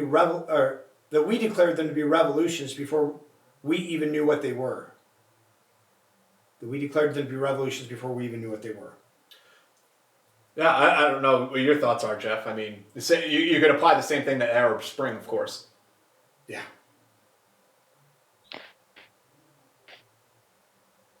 So it's again, it's freedom of the press, right? And it goes back to the First Amendment. So you've got to take the good with the bad, and the press has they can jump on stuff because everybody wants to be the first to the first to the punch, and show that they were on there, and it's got to be new and interesting and exciting, or else nobody's going to buy your newspaper, and so. Right. Yeah, certainly. I mean, that's not the government that's doing that. They'll follow suit because politicians typically can't speak. They can't think for themselves. They'll follow. They're like, okay, which way is the wind blowing? Oh, okay, that's my opinion because that's what the people want to hear. And so that's where I'd say, yeah, we probably do jump the gun on calling stuff revolutions when they're not. But that's where I would say. A big part of that is probably the media. Yeah. Andrew also, he made a comment. We occupied Korea without enough Korean English dictionaries. What was that? We occupied Korea without enough Korean English dictionaries. Yeah, the thing about that in 1945, so we dropped the bomb on Japan. We were expecting the fight in Japan for like a year. Yeah. And then we dropped the bomb. The army didn't really know shit about the bomb. They didn't know that was coming. So Japan capitulated like overnight. We had no idea that was going to happen. And so because Japan surrendered, they gave up their, de facto colony in Korea. Now we have to rush to Korea and figure that whole thing out too. Mm-hmm. And that's why the communists were also allowed to come down from the north. And, North Korea was established right after World War II. It wasn't the Korean War. So we had to scramble, run over there, and try to figure all that out. We didn't have any fucking clue what we were doing. We weren't ready for it. Like our victory was unexpected. We were a victim of our success. and I mean, even I mean, if you look at like the guys didn't even have winter gear, yeah, when they were over there when they got pushed out, and then also you look at Korean, as fate has it, at one point in my life, I actually spoke Korean very well. I All lived right. over there for a couple of years, You're a and first group guy. I was a first group guy, and actually, you know, the epic tale of Jeff Kirkham, right? So at one point in my life, I was a religious missionary, and so I lived in Korea with the Koreans, where I was the only American, and in some of the Wow. cities that I was in, and learned how to speak Korean, and in the Korean language is actually the Korean people are without a doubt the most hardworking people on planet Earth. I would stack a Korean up against anybody, and Yep. he or she will work circles around. They are unbelievably uh, hardworking people. As a matter of fact, the way that you say goodbye in Korean is sugaseo, which means work hard. And so it's like their entire culture of that is like suguaseo, suguaseo, work hard, and they're fantastic, hardworking people. But the language, consequently, is considered outside of Navajo. It is considered the most difficult for an English. If you're born speaking English, or you're not born speaking English, but if you're born and you're Right. raised speaking English, it is considered the most difficult language for you to learn. That includes Mandarin. I've studied Mandarin also.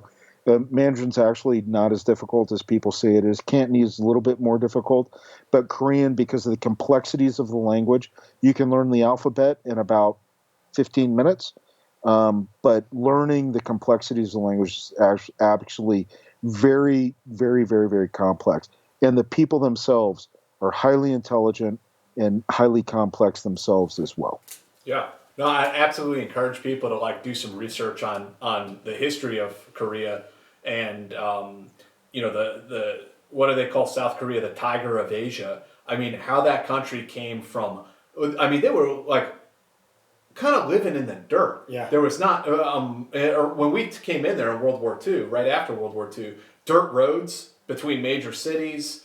Uh, you know, like I remember reading this funny anecdote. Like the farmer would like get his hog drunk on soju so that it like passed out and like tie him down with rope to the back of a bicycle and then like drive him to the market so they could sell their hog. I mean, the dramatic change that country went through in a very short time is just like mind blowing. It's incredible. It's a testament to the work ethic of Yep. those people. Yep. I mean, if there's a highway that goes around Seoul, and mind you, like Seoul is a massive city that's almost unfathomable for you. Like, I mean, it puts The me, only it place I've puts ever been that reminds me of Seoul was Switzerland.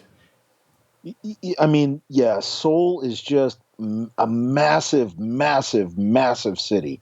Like, Songtan, the mountain, is in the middle, and Seoul surrounds a friggin' mountain. Mm-hmm. To give people some kind of idea, it's like you drive around there at night. There's a road that goes around the outside, and I mean, this was 25 years ago that I was there, 30 years, well, geez, 30 years, 35 years ago. Geez, I'm getting old. But and like the city driving around is like, oh my gosh, this is just a friggin' massive place.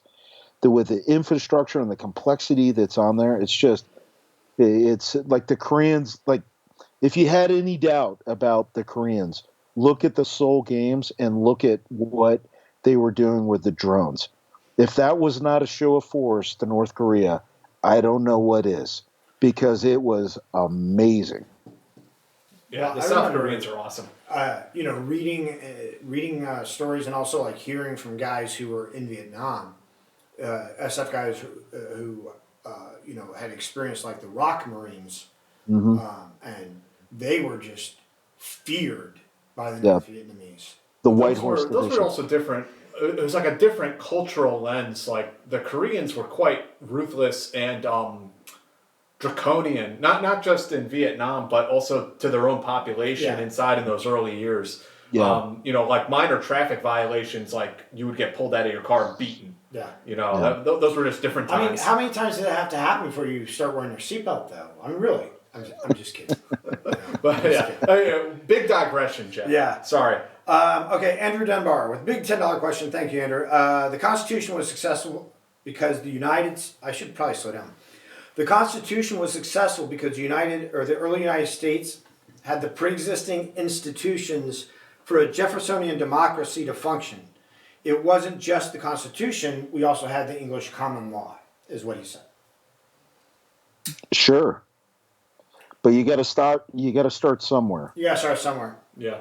And English common law is pretty prolific throughout the world. I mean, obviously it's been lost in some places, but people understand. I mean, if you look at English common law, it's pretty common, and you can call it whatever you want, but property rights and individual rights and whatnot, that basis is already there. Nobody's going to argue that, and so it's like, yes, he's absolutely right. He's diving deeper into the rabbit hole, but I would argue even if we went to like the outer reaches of like Mars and we ran into people there, you got to start somewhere.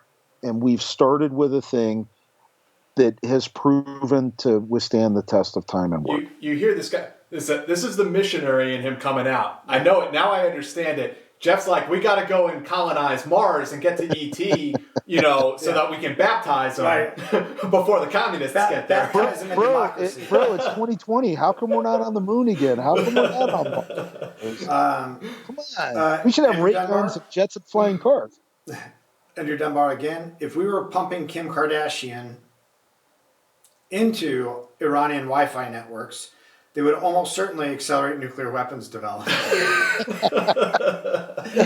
No, I don't know. I think they would lose IQ points and they wouldn't be able to get the nukes.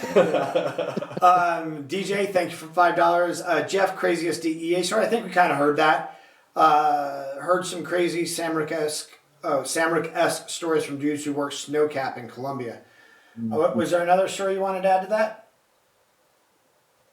Man, I mean, DEA was just a whirlwind of, being on the mobile team. They finally had to kick me off the mobile team because the mobile enforcement team was considered a hardship tour, and typically it was like 9 months, and then you got to go back to a regular group, and like I was on there for like 2 years, and they were like, dude, you're hurting your career at this point, and I was like, I don't care, I love this, I want to stay. Right. I'm having fun. This is a blast. It's like, and they were, and I think it was like 2.5 years or something. They were like, you got to get off and you got to go to regular enforcement group. And I was like, what?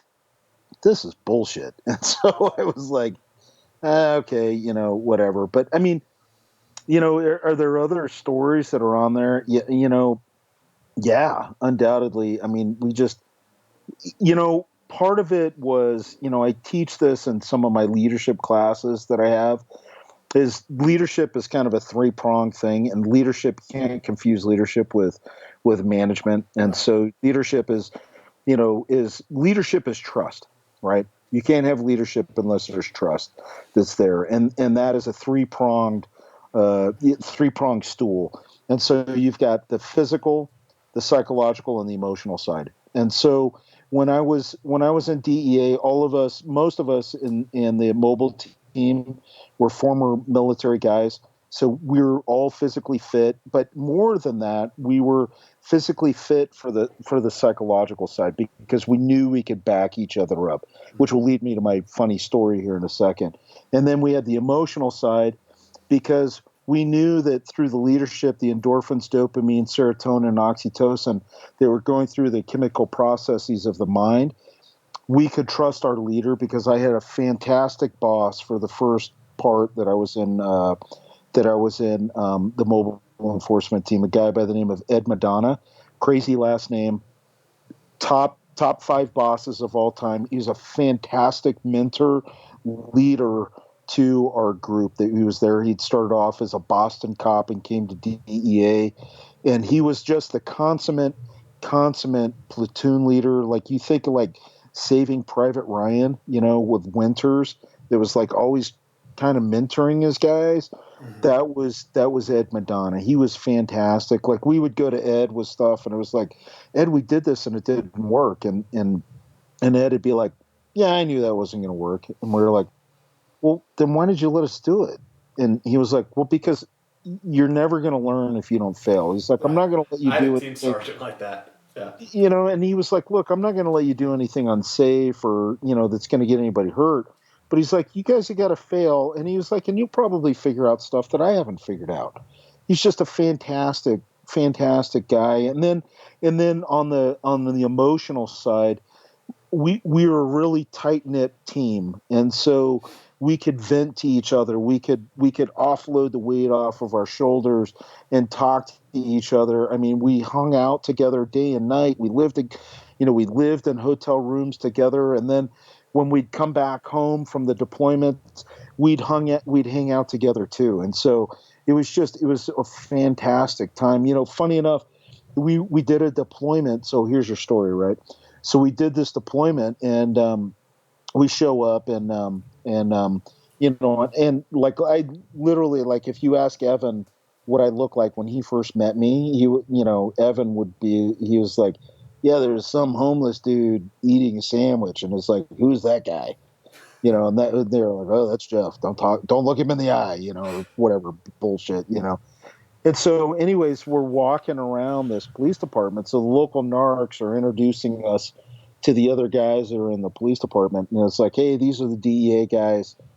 They're here. They're helping us. And so, anyways, we stop outside one of the offices, and the local narcs, and like I looked pretty friggin' rough. So like, on another deployment, there was this other guy. There was an undercover local guy, and that dude looked rough. He had long hair and tattoos, and at that time, nobody had tattoos, right? Like tattoos are a brand new, edgy thing that's happening now. Like nobody had tattoos, and so here's this guy. This guy's name was John, and I was like, man, that guy is taking it to the hill, right? So I'm sitting here and I'm making copies on the Xerox machine. That tells you how old I am. So I'm using copies on the Xerox machine, and one of the uniform guys, we're in one of the it's like a safe house where the narcs would work out of. Safe, I use that kind of tongue in cheek because like the marked patrol cars would pull up all the time. Anyways, so the uniform guy comes in, and he walks in the door. I'm making copies, and he stops, and I kind of look over at him, and he goes, "Man, I thought John was taking it to the hill, but man, you have taken it to the hilt." you know and I was like, oh, I don't know if that's a compliment, dude. And so anyways, fast forward, right? So we're walking around this police department, and the guys stop, and they're like, hey, these are the traffic cops, and don't speed in the county because these dudes will give you a ticket. They don't know who you are, or they know who you are. They don't care if you're cops. They'll give you a ticket. And it's like, what? Because as a narc, you kind of get you're always speeding out because you're doing surveillance, and you're driving 100 miles an hour to catch up and stuff. So anyways, I'm like, okay, whatever, overstatement, right? So we walk into the office, and this guy goes, hey, these are the DEA guys. They're going to be helping us with our narcotics cases. The first thing out of these guys' mouth is, don't speed in the county, you'll get a ticket. And I'm like, what? These guys are dicks. Yeah. 2 weeks later, 2 weeks later, we get a call on the radio because we had radios in our unmarked cars. I had like a Trans Am, good white trash vehicle. I had a Trans Am with Nice. black Smoking the lights, Bandit. Smokey and the Bandit, right? So we get a call on the radio, and it's like officer, it's been 20 years. It was like officer in need or officer in distress or something. So I'm with one of the local guys. So we haul ass over, and here's one of these traffic cops, and he's getting his ass handed to him by this pedestrian. I guess he'd try to write him a ticket, and the dude didn't dig it, so he's throttling him. So we jump out of the car.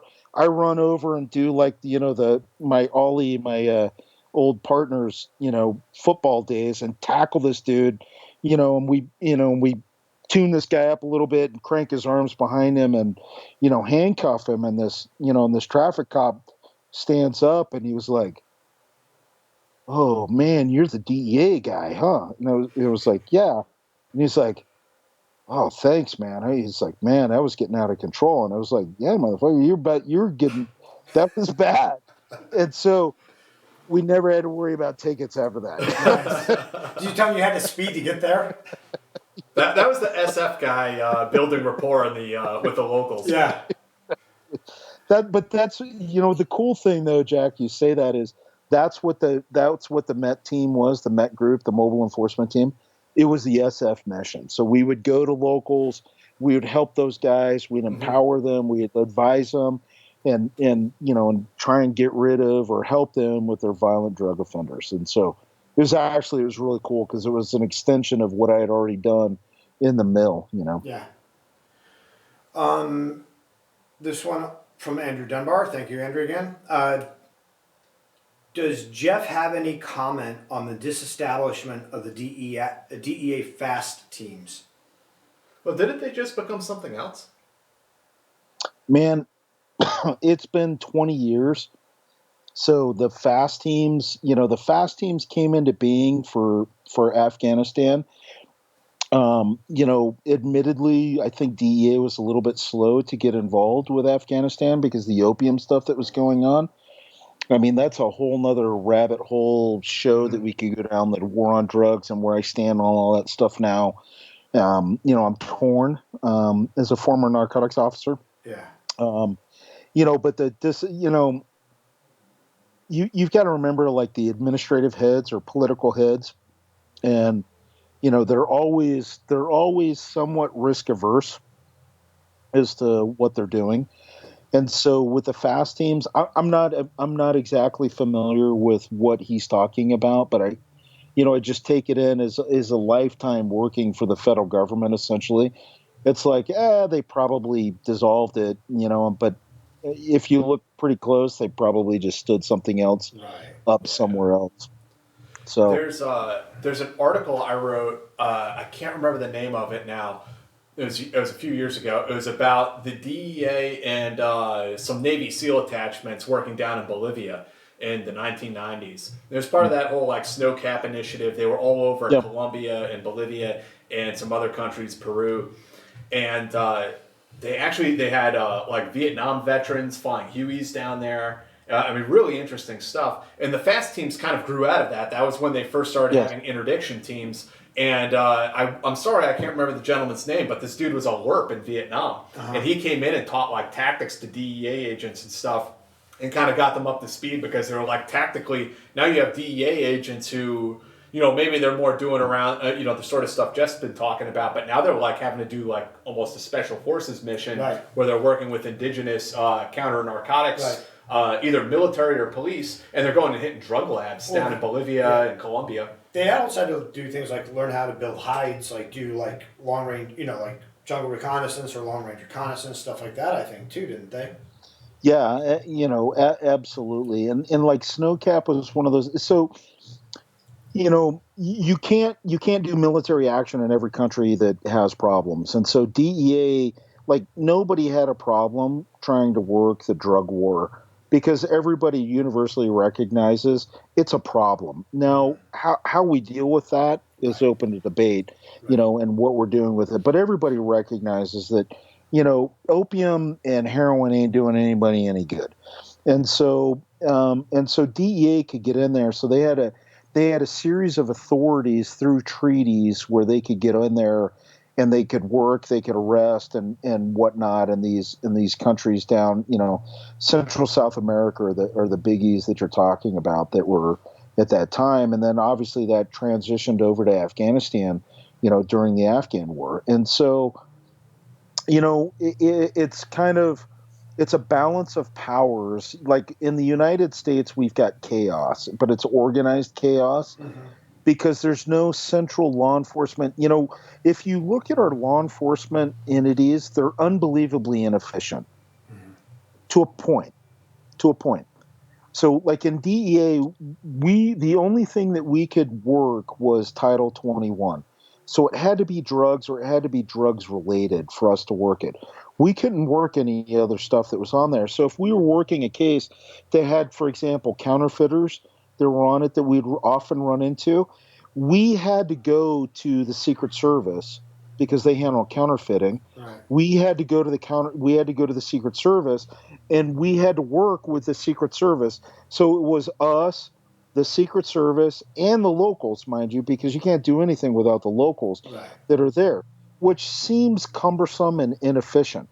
However, now me, Jeff, as an American citizen, it's like, you know what? I like that because now there's balances of power that are going on because the locals' agenda is not necessarily the DEA's agenda, which is not necessarily the Secret Service's agenda, or whoever it was that we were working with, the FBI or, whoever it was that we were working with. And so on the surface, it seems somewhat inefficient, but in the end, it goes back to the Constitution where it's protecting the citizens. Right. It's slowing. I can't think of anything in the government, the federal government, and the state government, that for that matter, that requires an instantaneous decision. I can't think of anything. Pearl Harbor is not one of those. It's like we have to be 100% sure of what we're doing before we take life and before we risk life. Mm-hmm. We need to be 100% sure, and that takes time.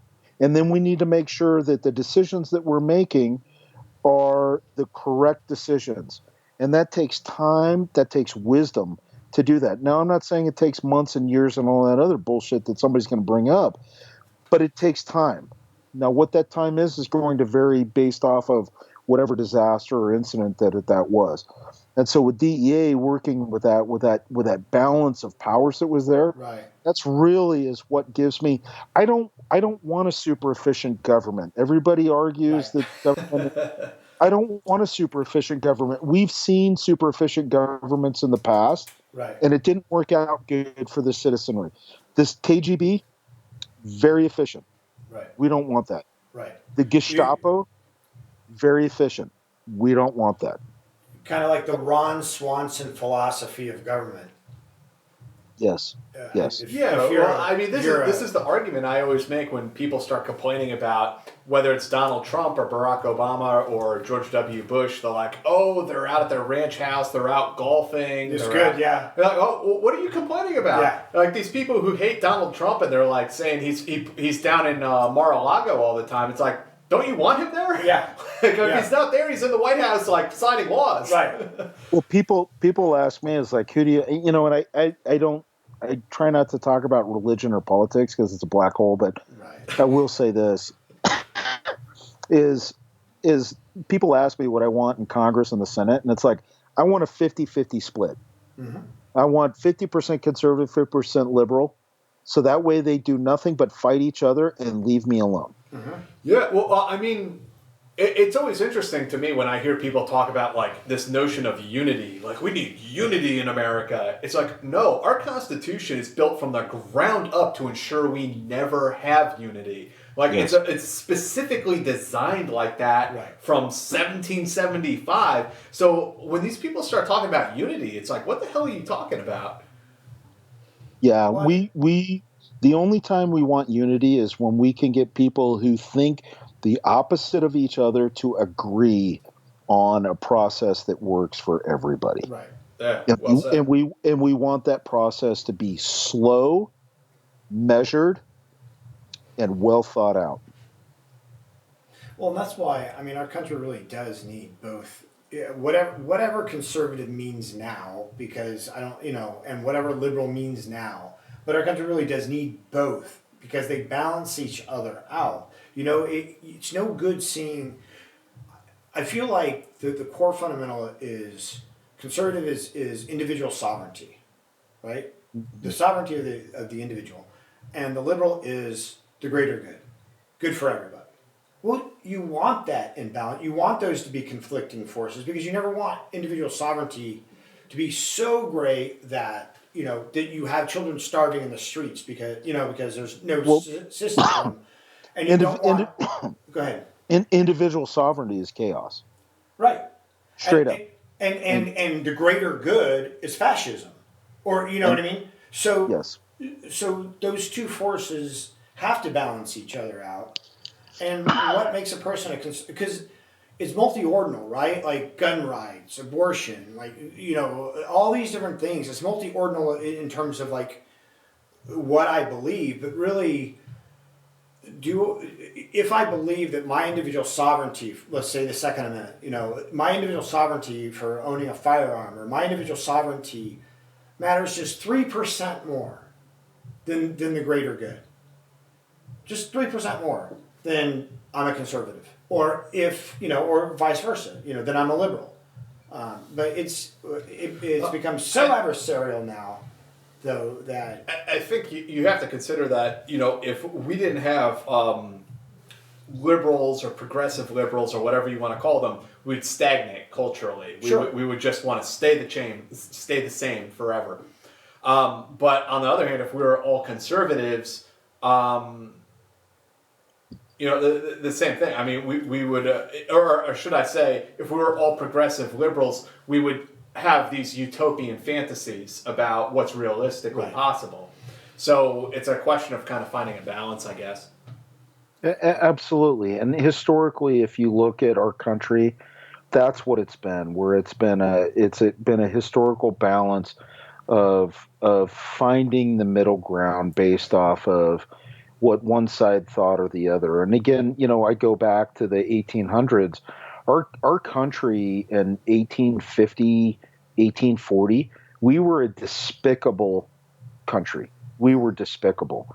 We had the evil of slavery that was infesting our country, that was eating it from the inside out.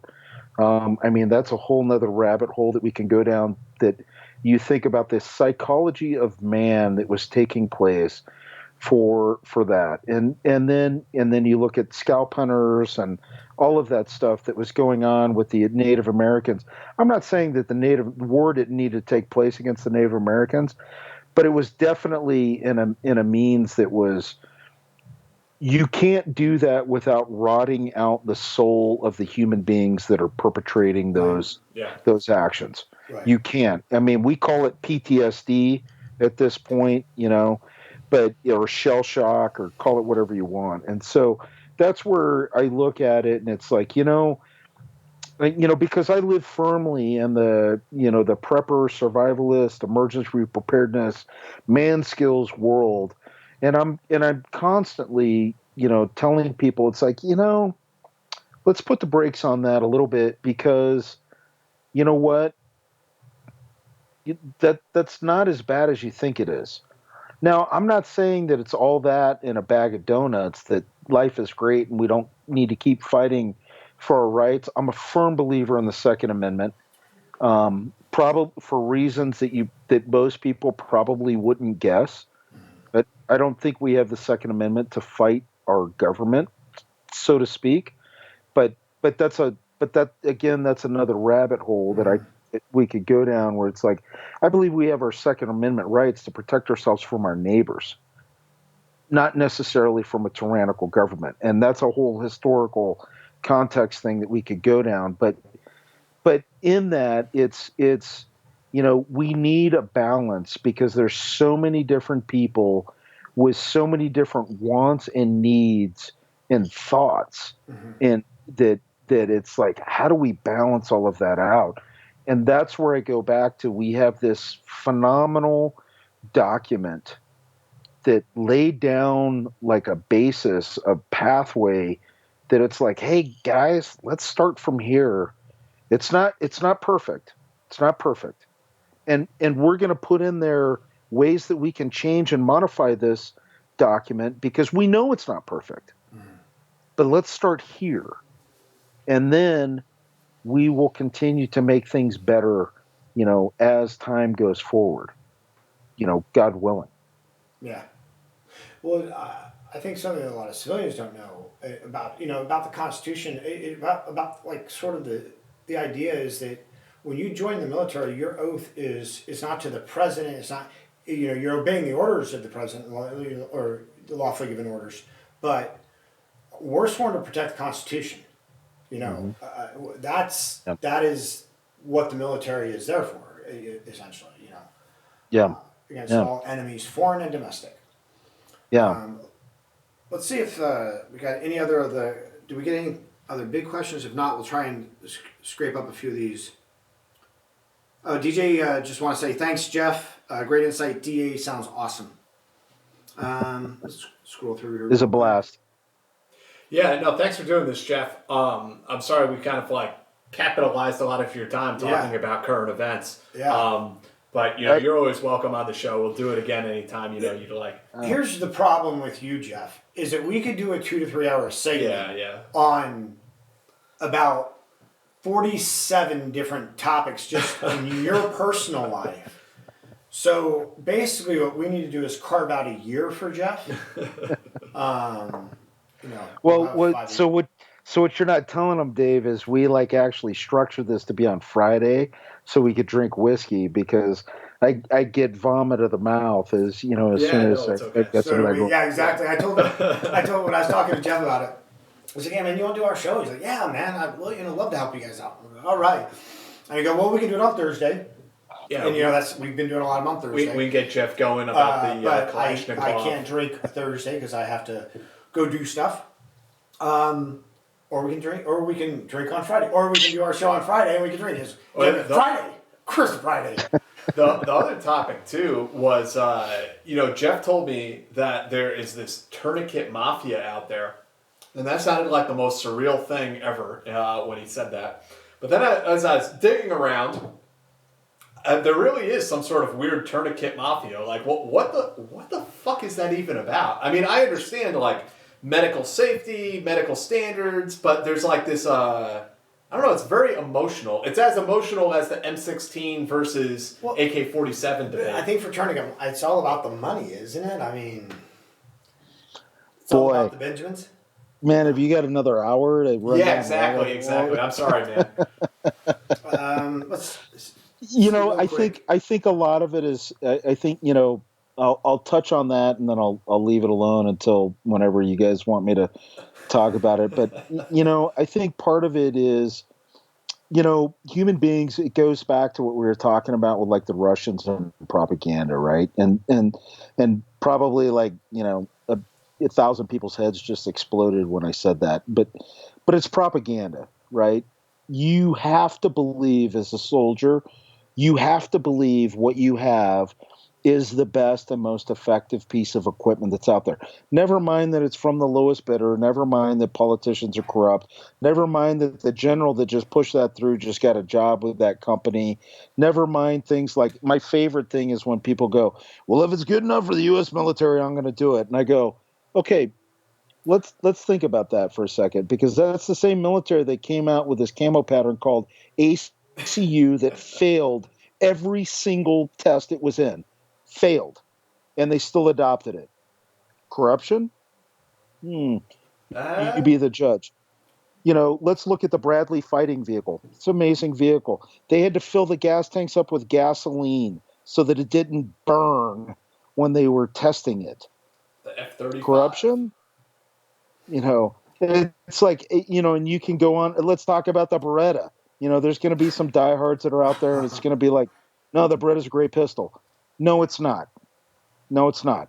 It is huge. It's heavy.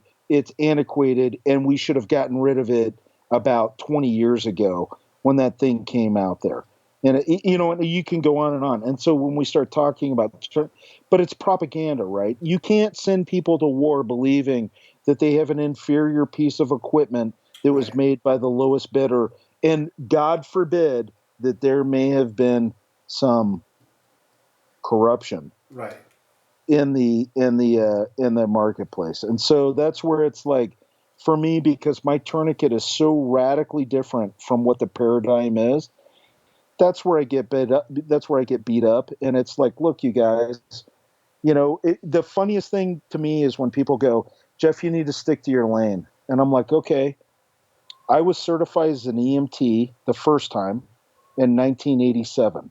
Which means I was certified as an EMT nationally before most of those dudes criticizing me were even born. And so it's like, so what's my lane? And so, it's just, but I get it. I mean, you've got to believe wholeheartedly in the equipment that you have you're being issued in, or else you're going to have a bunch of soldiers that they can't fight. I Yeah. get it. That it's okay. It's okay. But don't call me a bad person because I try to come up with a better mousetrap. See, I think Einstein should have stuck to his lane too, to be honest with you. I mean, if he would have just stayed in that patent office. No, I love that. Stay in your lane. Yeah. Like, that's like something a lieutenant tells a private. Right. Like, okay, bro. Yeah, Thank you. yeah. Somebody said AW. The ultimate insecurity statement. Yeah, yeah. Somebody, AW, this is just a comment I saw. I'm sorry, but you guys misunderstand how the Iranian hardliners think. They welcome this kind of challenge. Martyrdom is a fundamental part of their culture. Case in point, the amount of high-ranking Iranian generals that died in the front lines of fighting ISIS in the 80s, what amounts to their defense minister died in Lebanon. They're not afraid to fight. No. Well, Well, I'm go going to ahead, be I'm going to be very tactful. Nobody wants to die. Dave, when we were in Afghanistan, who was the Taliban turning into suicide bombers? The very slow, generally it's the mentally challenged. It's, in Arabs, right? yeah, really poor people who, like, they say, we'll give a bunch of money to your family.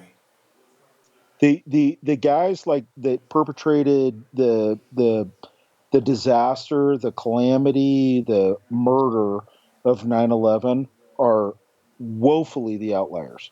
Right. The Taliban, as we saw in the Taliban, as also as Iraq, that were there, the majority of those were kids that were either brought up Right. and brainwashed, but they were also mentally handicapped. The vast majority of them were handicapped, and a lot of those, like those pieces of human refuge that were getting little kids and sending them in with bombs and murdering kids, that the human garbage that was doing that is the typical, that is not the rule. So to say that the Iranians, and I think that's a misnomer. Will Iranians fight for their homeland? Without a doubt. Sure. Because anybody would fight for their homeland. Not Are they Rose going to go McGowan. out and what's that? Not Rose McGowan. But are they going to branch out and do these other horrific things? I kind of question it. I kind of question it. I'm sorry also, but a bunch of generals dying on the front lines of battle, it sounds like either propaganda or really bad generals not doing their job. Amen. Could be. I mean, I've seen, Kurdish generals out on the front lines. Yeah. And it's a different military. I mean, a military that doesn't have a strong NCO corps, you're going to see officers, like, leading like that. Yeah. Yeah. Andrew has a question. Would the DEA foreign mission set be best served by the Coast Guard? Has the time finally come for a Coast Guard SOCOM? I don't know. What was that? Say that again. I'll read it. I think there is a Coast Guard SOCOM. I think there is a special. They're not a part of SOCOM. There is various like levels of like VBSS teams, and there's one that's like, I don't know. They kind of sell it as a national asset. And I'm sorry, I can't remember the name of it, but they're the guys who are like their premier like shipboarding unit. They have like a part in the WMD mission and all that other stuff as well. Yeah, I mean, the problem, if you're, because the Coast Guard, are they a military or they're a law enforcement? And they're kind of breaching the gap between the two because they have arrest authorities. And so, but, with our country, if you're one, it's very hard to be the other. And so, because we have the Posse Comitatus Act, we don't want military units working within the United States. And if they are, we want that to be very regulated and very watched over. on the stuff that they're doing. So, with Coast Guard, would they want to do something like that? It's a give and take. I mean, I was never in the Coast Guard, so I mean, I don't know the intricacies of that, and that's where I go. You're kind of balancing Yeah. your mission and what you can and can't do based off the powers, and it goes back to like what we were talking about with with law enforcement, with DEA as Title 21, and then you had like the FBI that could work the entire federal statute, but there's only eight administrations that can do that. But they're still very much regulated. And even the FBI, if they were working a dope case, by nature, they were supposed to bring the DEA in to facilitate and to help with that. And that's all part of that balance of powers that goes on so that no one entity gets too far. So, if the Coast Guard wants to be the military has zero arrest power within the United States. We can't, The Coast Guard during wartime can be placed under the military at any time, and they do deploy in a military capacity. Mm-hmm. Like the DEA, the DEA over in Afghanistan and stuff. The DEA would be on helicopters with the SEALs and the Green Berets and stuff like that, to facilitate. But they had the arrest power, not necessarily the military that was there. So, I mean, now you're getting into the intricacies of like Coast Guard and all that stuff, and title authorities, and that's a sticky burger that other people have got to deal with. Yeah. All right, my man. Is there anything else? I mean, we've been probably streaming for 2.5 hours or something. It's been. I think we answered everyone's questions. We're a little late. Yeah, we're about 2.5 hours. There are a lot of questions in the regular comments, but I don't know. I mean, that would take us quite a while to get through. If anything stands out. I'm sorry, guys, if we don't get your questions, but we've had Jeff on here for 2.5 hours. Let's do a couple. We can do a couple more. That's fine. All right. Okay. Let's see here. Yeah, well, Dave's looking. I'm just going to throw it out there again for some folks that may have joined us just in the last couple minutes. Please subscribe to the channel if you haven't already. Hit the bell icon so you get notified. Make sure you hit all notifications. And if you're interested in supporting the stream, there's a Patreon link down in the description. But otherwise, thanks for joining us, and we're really glad that you're all here. And also check out Jeff's stuff, readyman.com for amazing survival stuff. And I mean, it's good stuff. It's good stuff to have in your house for emergencies. It's good stuff. Everybody should learn a little bit about the prepper the prepper sort of thought process. Well, I know what you're saying. You don't have to be like a survivalist planning for the nuclear war and the feds to come and take your guns. Yeah. There's also just being a responsible citizen and having, let's say, a week's worth of food in the house in case there's a natural disaster, having a go bag in case that something happens and the electricity is cut out in your neighborhood for 2 weeks. Look, if you live in a large city, I'm pretty sure that in Manhattan, on the island of Manhattan, New York City, that there's probably 3 days worth of food on that entire island. If that. In all the grocery stores and all people's houses, there's probably 3 days of food for the whole city if things were to happen. The Six Sigma, Japanese corporate strategy of just-in-time delivery and all of that there's just enough product on the shelves for, that there's no reserve inventory in the warehouse, so to speak. Yeah. So if there's 3 days worth of food, that would surprise me. We like to call that probability of threat. So, prepper survivalists kind of get a bad bill of sale because you've had these programs like Doomsday Prepper and stuff like that has come out where it's entertaining, right? It's drama, it's entertaining. Right. People are a little bit crazy, so it's fun to watch them. But the reality is, if you look at the probability of threat, it is Mother Nature. So we like to say first probability of threat is mom or dad gets in a car accident, mom or dad gets sick, mom or dad loses their job. Those three things can drastically influence how a family functions and how they're going to their overall well-being. Because if you look at the level of stressors, the number one stressors in a relationship in the United States, I can't speak for the rest of the world, number one stressor for a relationship is financial, bar none, is financial. So you lose your job because you lost your job, you lose your job because of an accident, or you lose your job because you got sick, cancer, God forbid, a heart attack or something like that. Have you prepared for that? And then we look at the probability of threat. So that's personal. And then we look at the probability of threat of Mother Nature. Well, we live in a time, I mean, if you live in the southern United States and you're not into emergency preparedness, shame on you. Shame on you. Because hurricanes happen so often, they call it hurricane season. Right. It's a known time of the year when hurricanes hit, Florida and the southern United States. It floods down the Mississippi every year. And there's tornadoes throughout the plain states. It's called tornado season.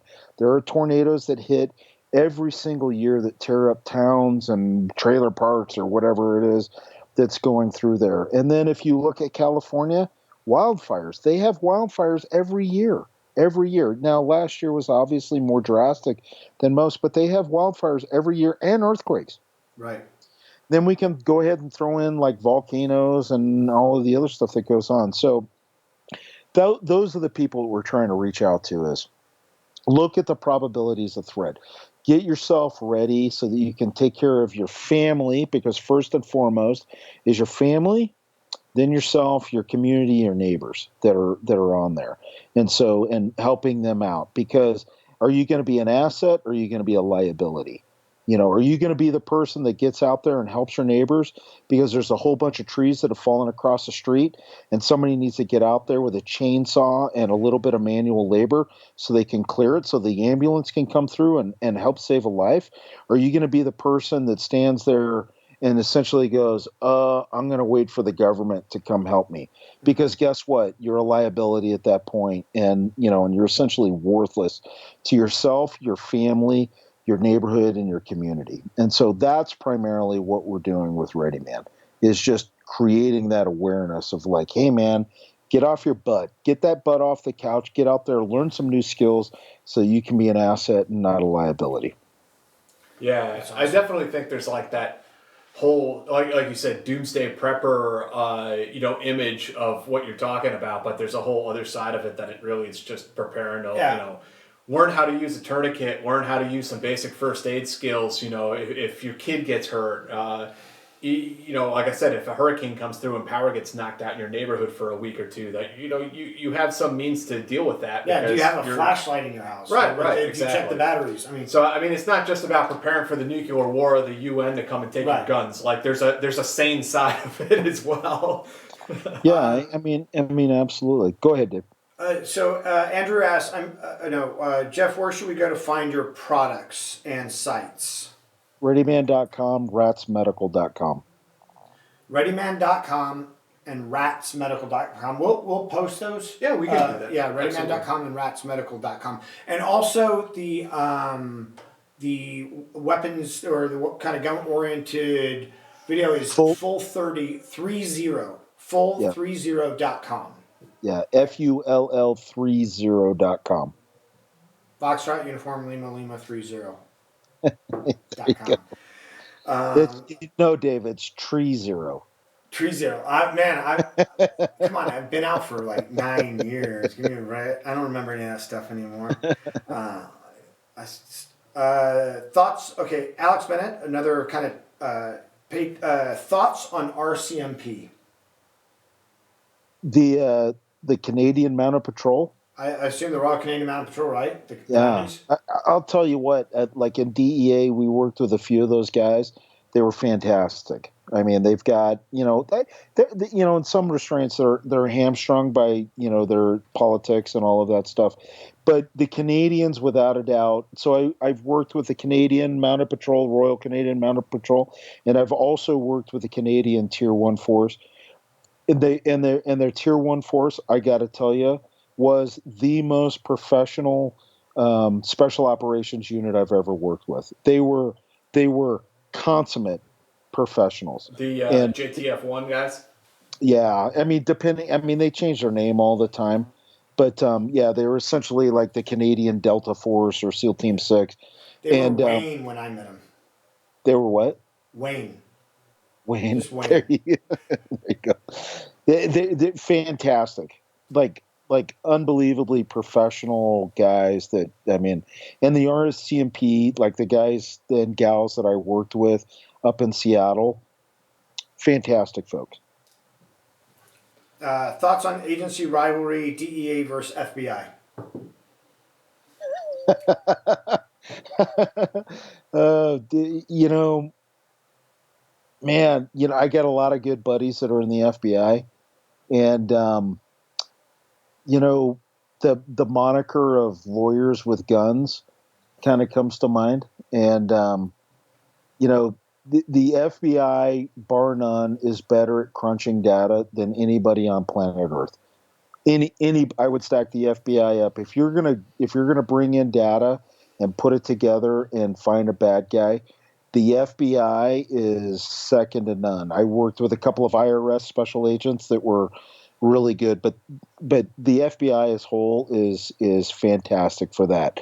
So it's kind of like special operations, right? So you've got hard skills and soft skills, and the FBI, their soft skills are fantastic. Their hard skills, at least when I worked with them, right? And I have to say this is because we know a former FBI guy, don't we? So Yeah. that was part of the CT unit, and that guy was a badass. Yeah. But I mean, he was also. But I will also say, like, he was a Marine, he was a Vietnam vet, and he wasn't your typical FBI guy Yeah. that was out there. I And wonder so, if I met that guy too. There's an FBI guy. No, he was actually in the FBI at the time, though. So no, he wouldn't have been the same guy. so I mean, it depends on what you want to do. If you want to do, like, when I was at the academy, this was 20 years ago, so I don't know what the culture of the FBI is right now. So I'm talking out of my back pocket at this point, right? But because the FBI and the DEA, we both go to Quantico, and when I went through, we were in the same barracks and we used the same training facility and all that stuff as the FBI, and we had old school FBI guys that would come and hang out with the DEA students because they felt more at home with us. Yeah. You know when you're driving down the street and a cop is behind you, and you're like, is he following me? Am I seatbelts on? Hands at 10 and 2. Like you start kind of like, I don't know. You turn signal. Okay, now, right? That kind of paranoid feeling. So if you got on an op and like they're DA dudes, you're like, hey dude, what's up? You're just kind of chilling. You get on the bird and take off. If there's an FBI agent or a couple of them on the op, you're like the whole time you're sitting there like the cop behind you, and when you're driving, like, am I doing something? Am I doing something wrong? I just it's just that tense moment. Yeah. All right, guys. We have kept Jeff long enough, I think. Yeah. Probably almost like 3 hours now. DJ just asked, what's the most outlandish statement on Soleimani so far? I think the most outlandish one is the Rose McGowan weird apology tweet. Yeah. I mean, it's a celebrity. Take that with multiple large grains of salt. I'm not going to get upset about it. But some people have painted him as a hero who fought ISIS, and I mean, it's weird. Yeah, the Iraqi government wants to portray him, he fought Daesh, and it's like, okay, pal. Great. Crips fight blood, so... But, Jeff, any final thoughts? Thanks so much for joining us tonight. Yeah, thanks for just rambling with us. Yeah, really. Nah, it's a good time, man. I appreciate it. And anything I can do on my side to help push your stuff forward, I mean, reach out anytime. Always a blast to, link up with guys from the community and, and former combat and arms guys, like Dave that, doing the deed. I mean, it's cool, man. It's very cool. So, I mean, it truly from my heart, whatever I can do to help you guys out. I mean, just ask. I mean, and thank you. It's really cool to be on your show. I'm honored that you guys asked me. Yeah, likewise, Jeff. We really appreciate it. Yeah, it's like I said, man.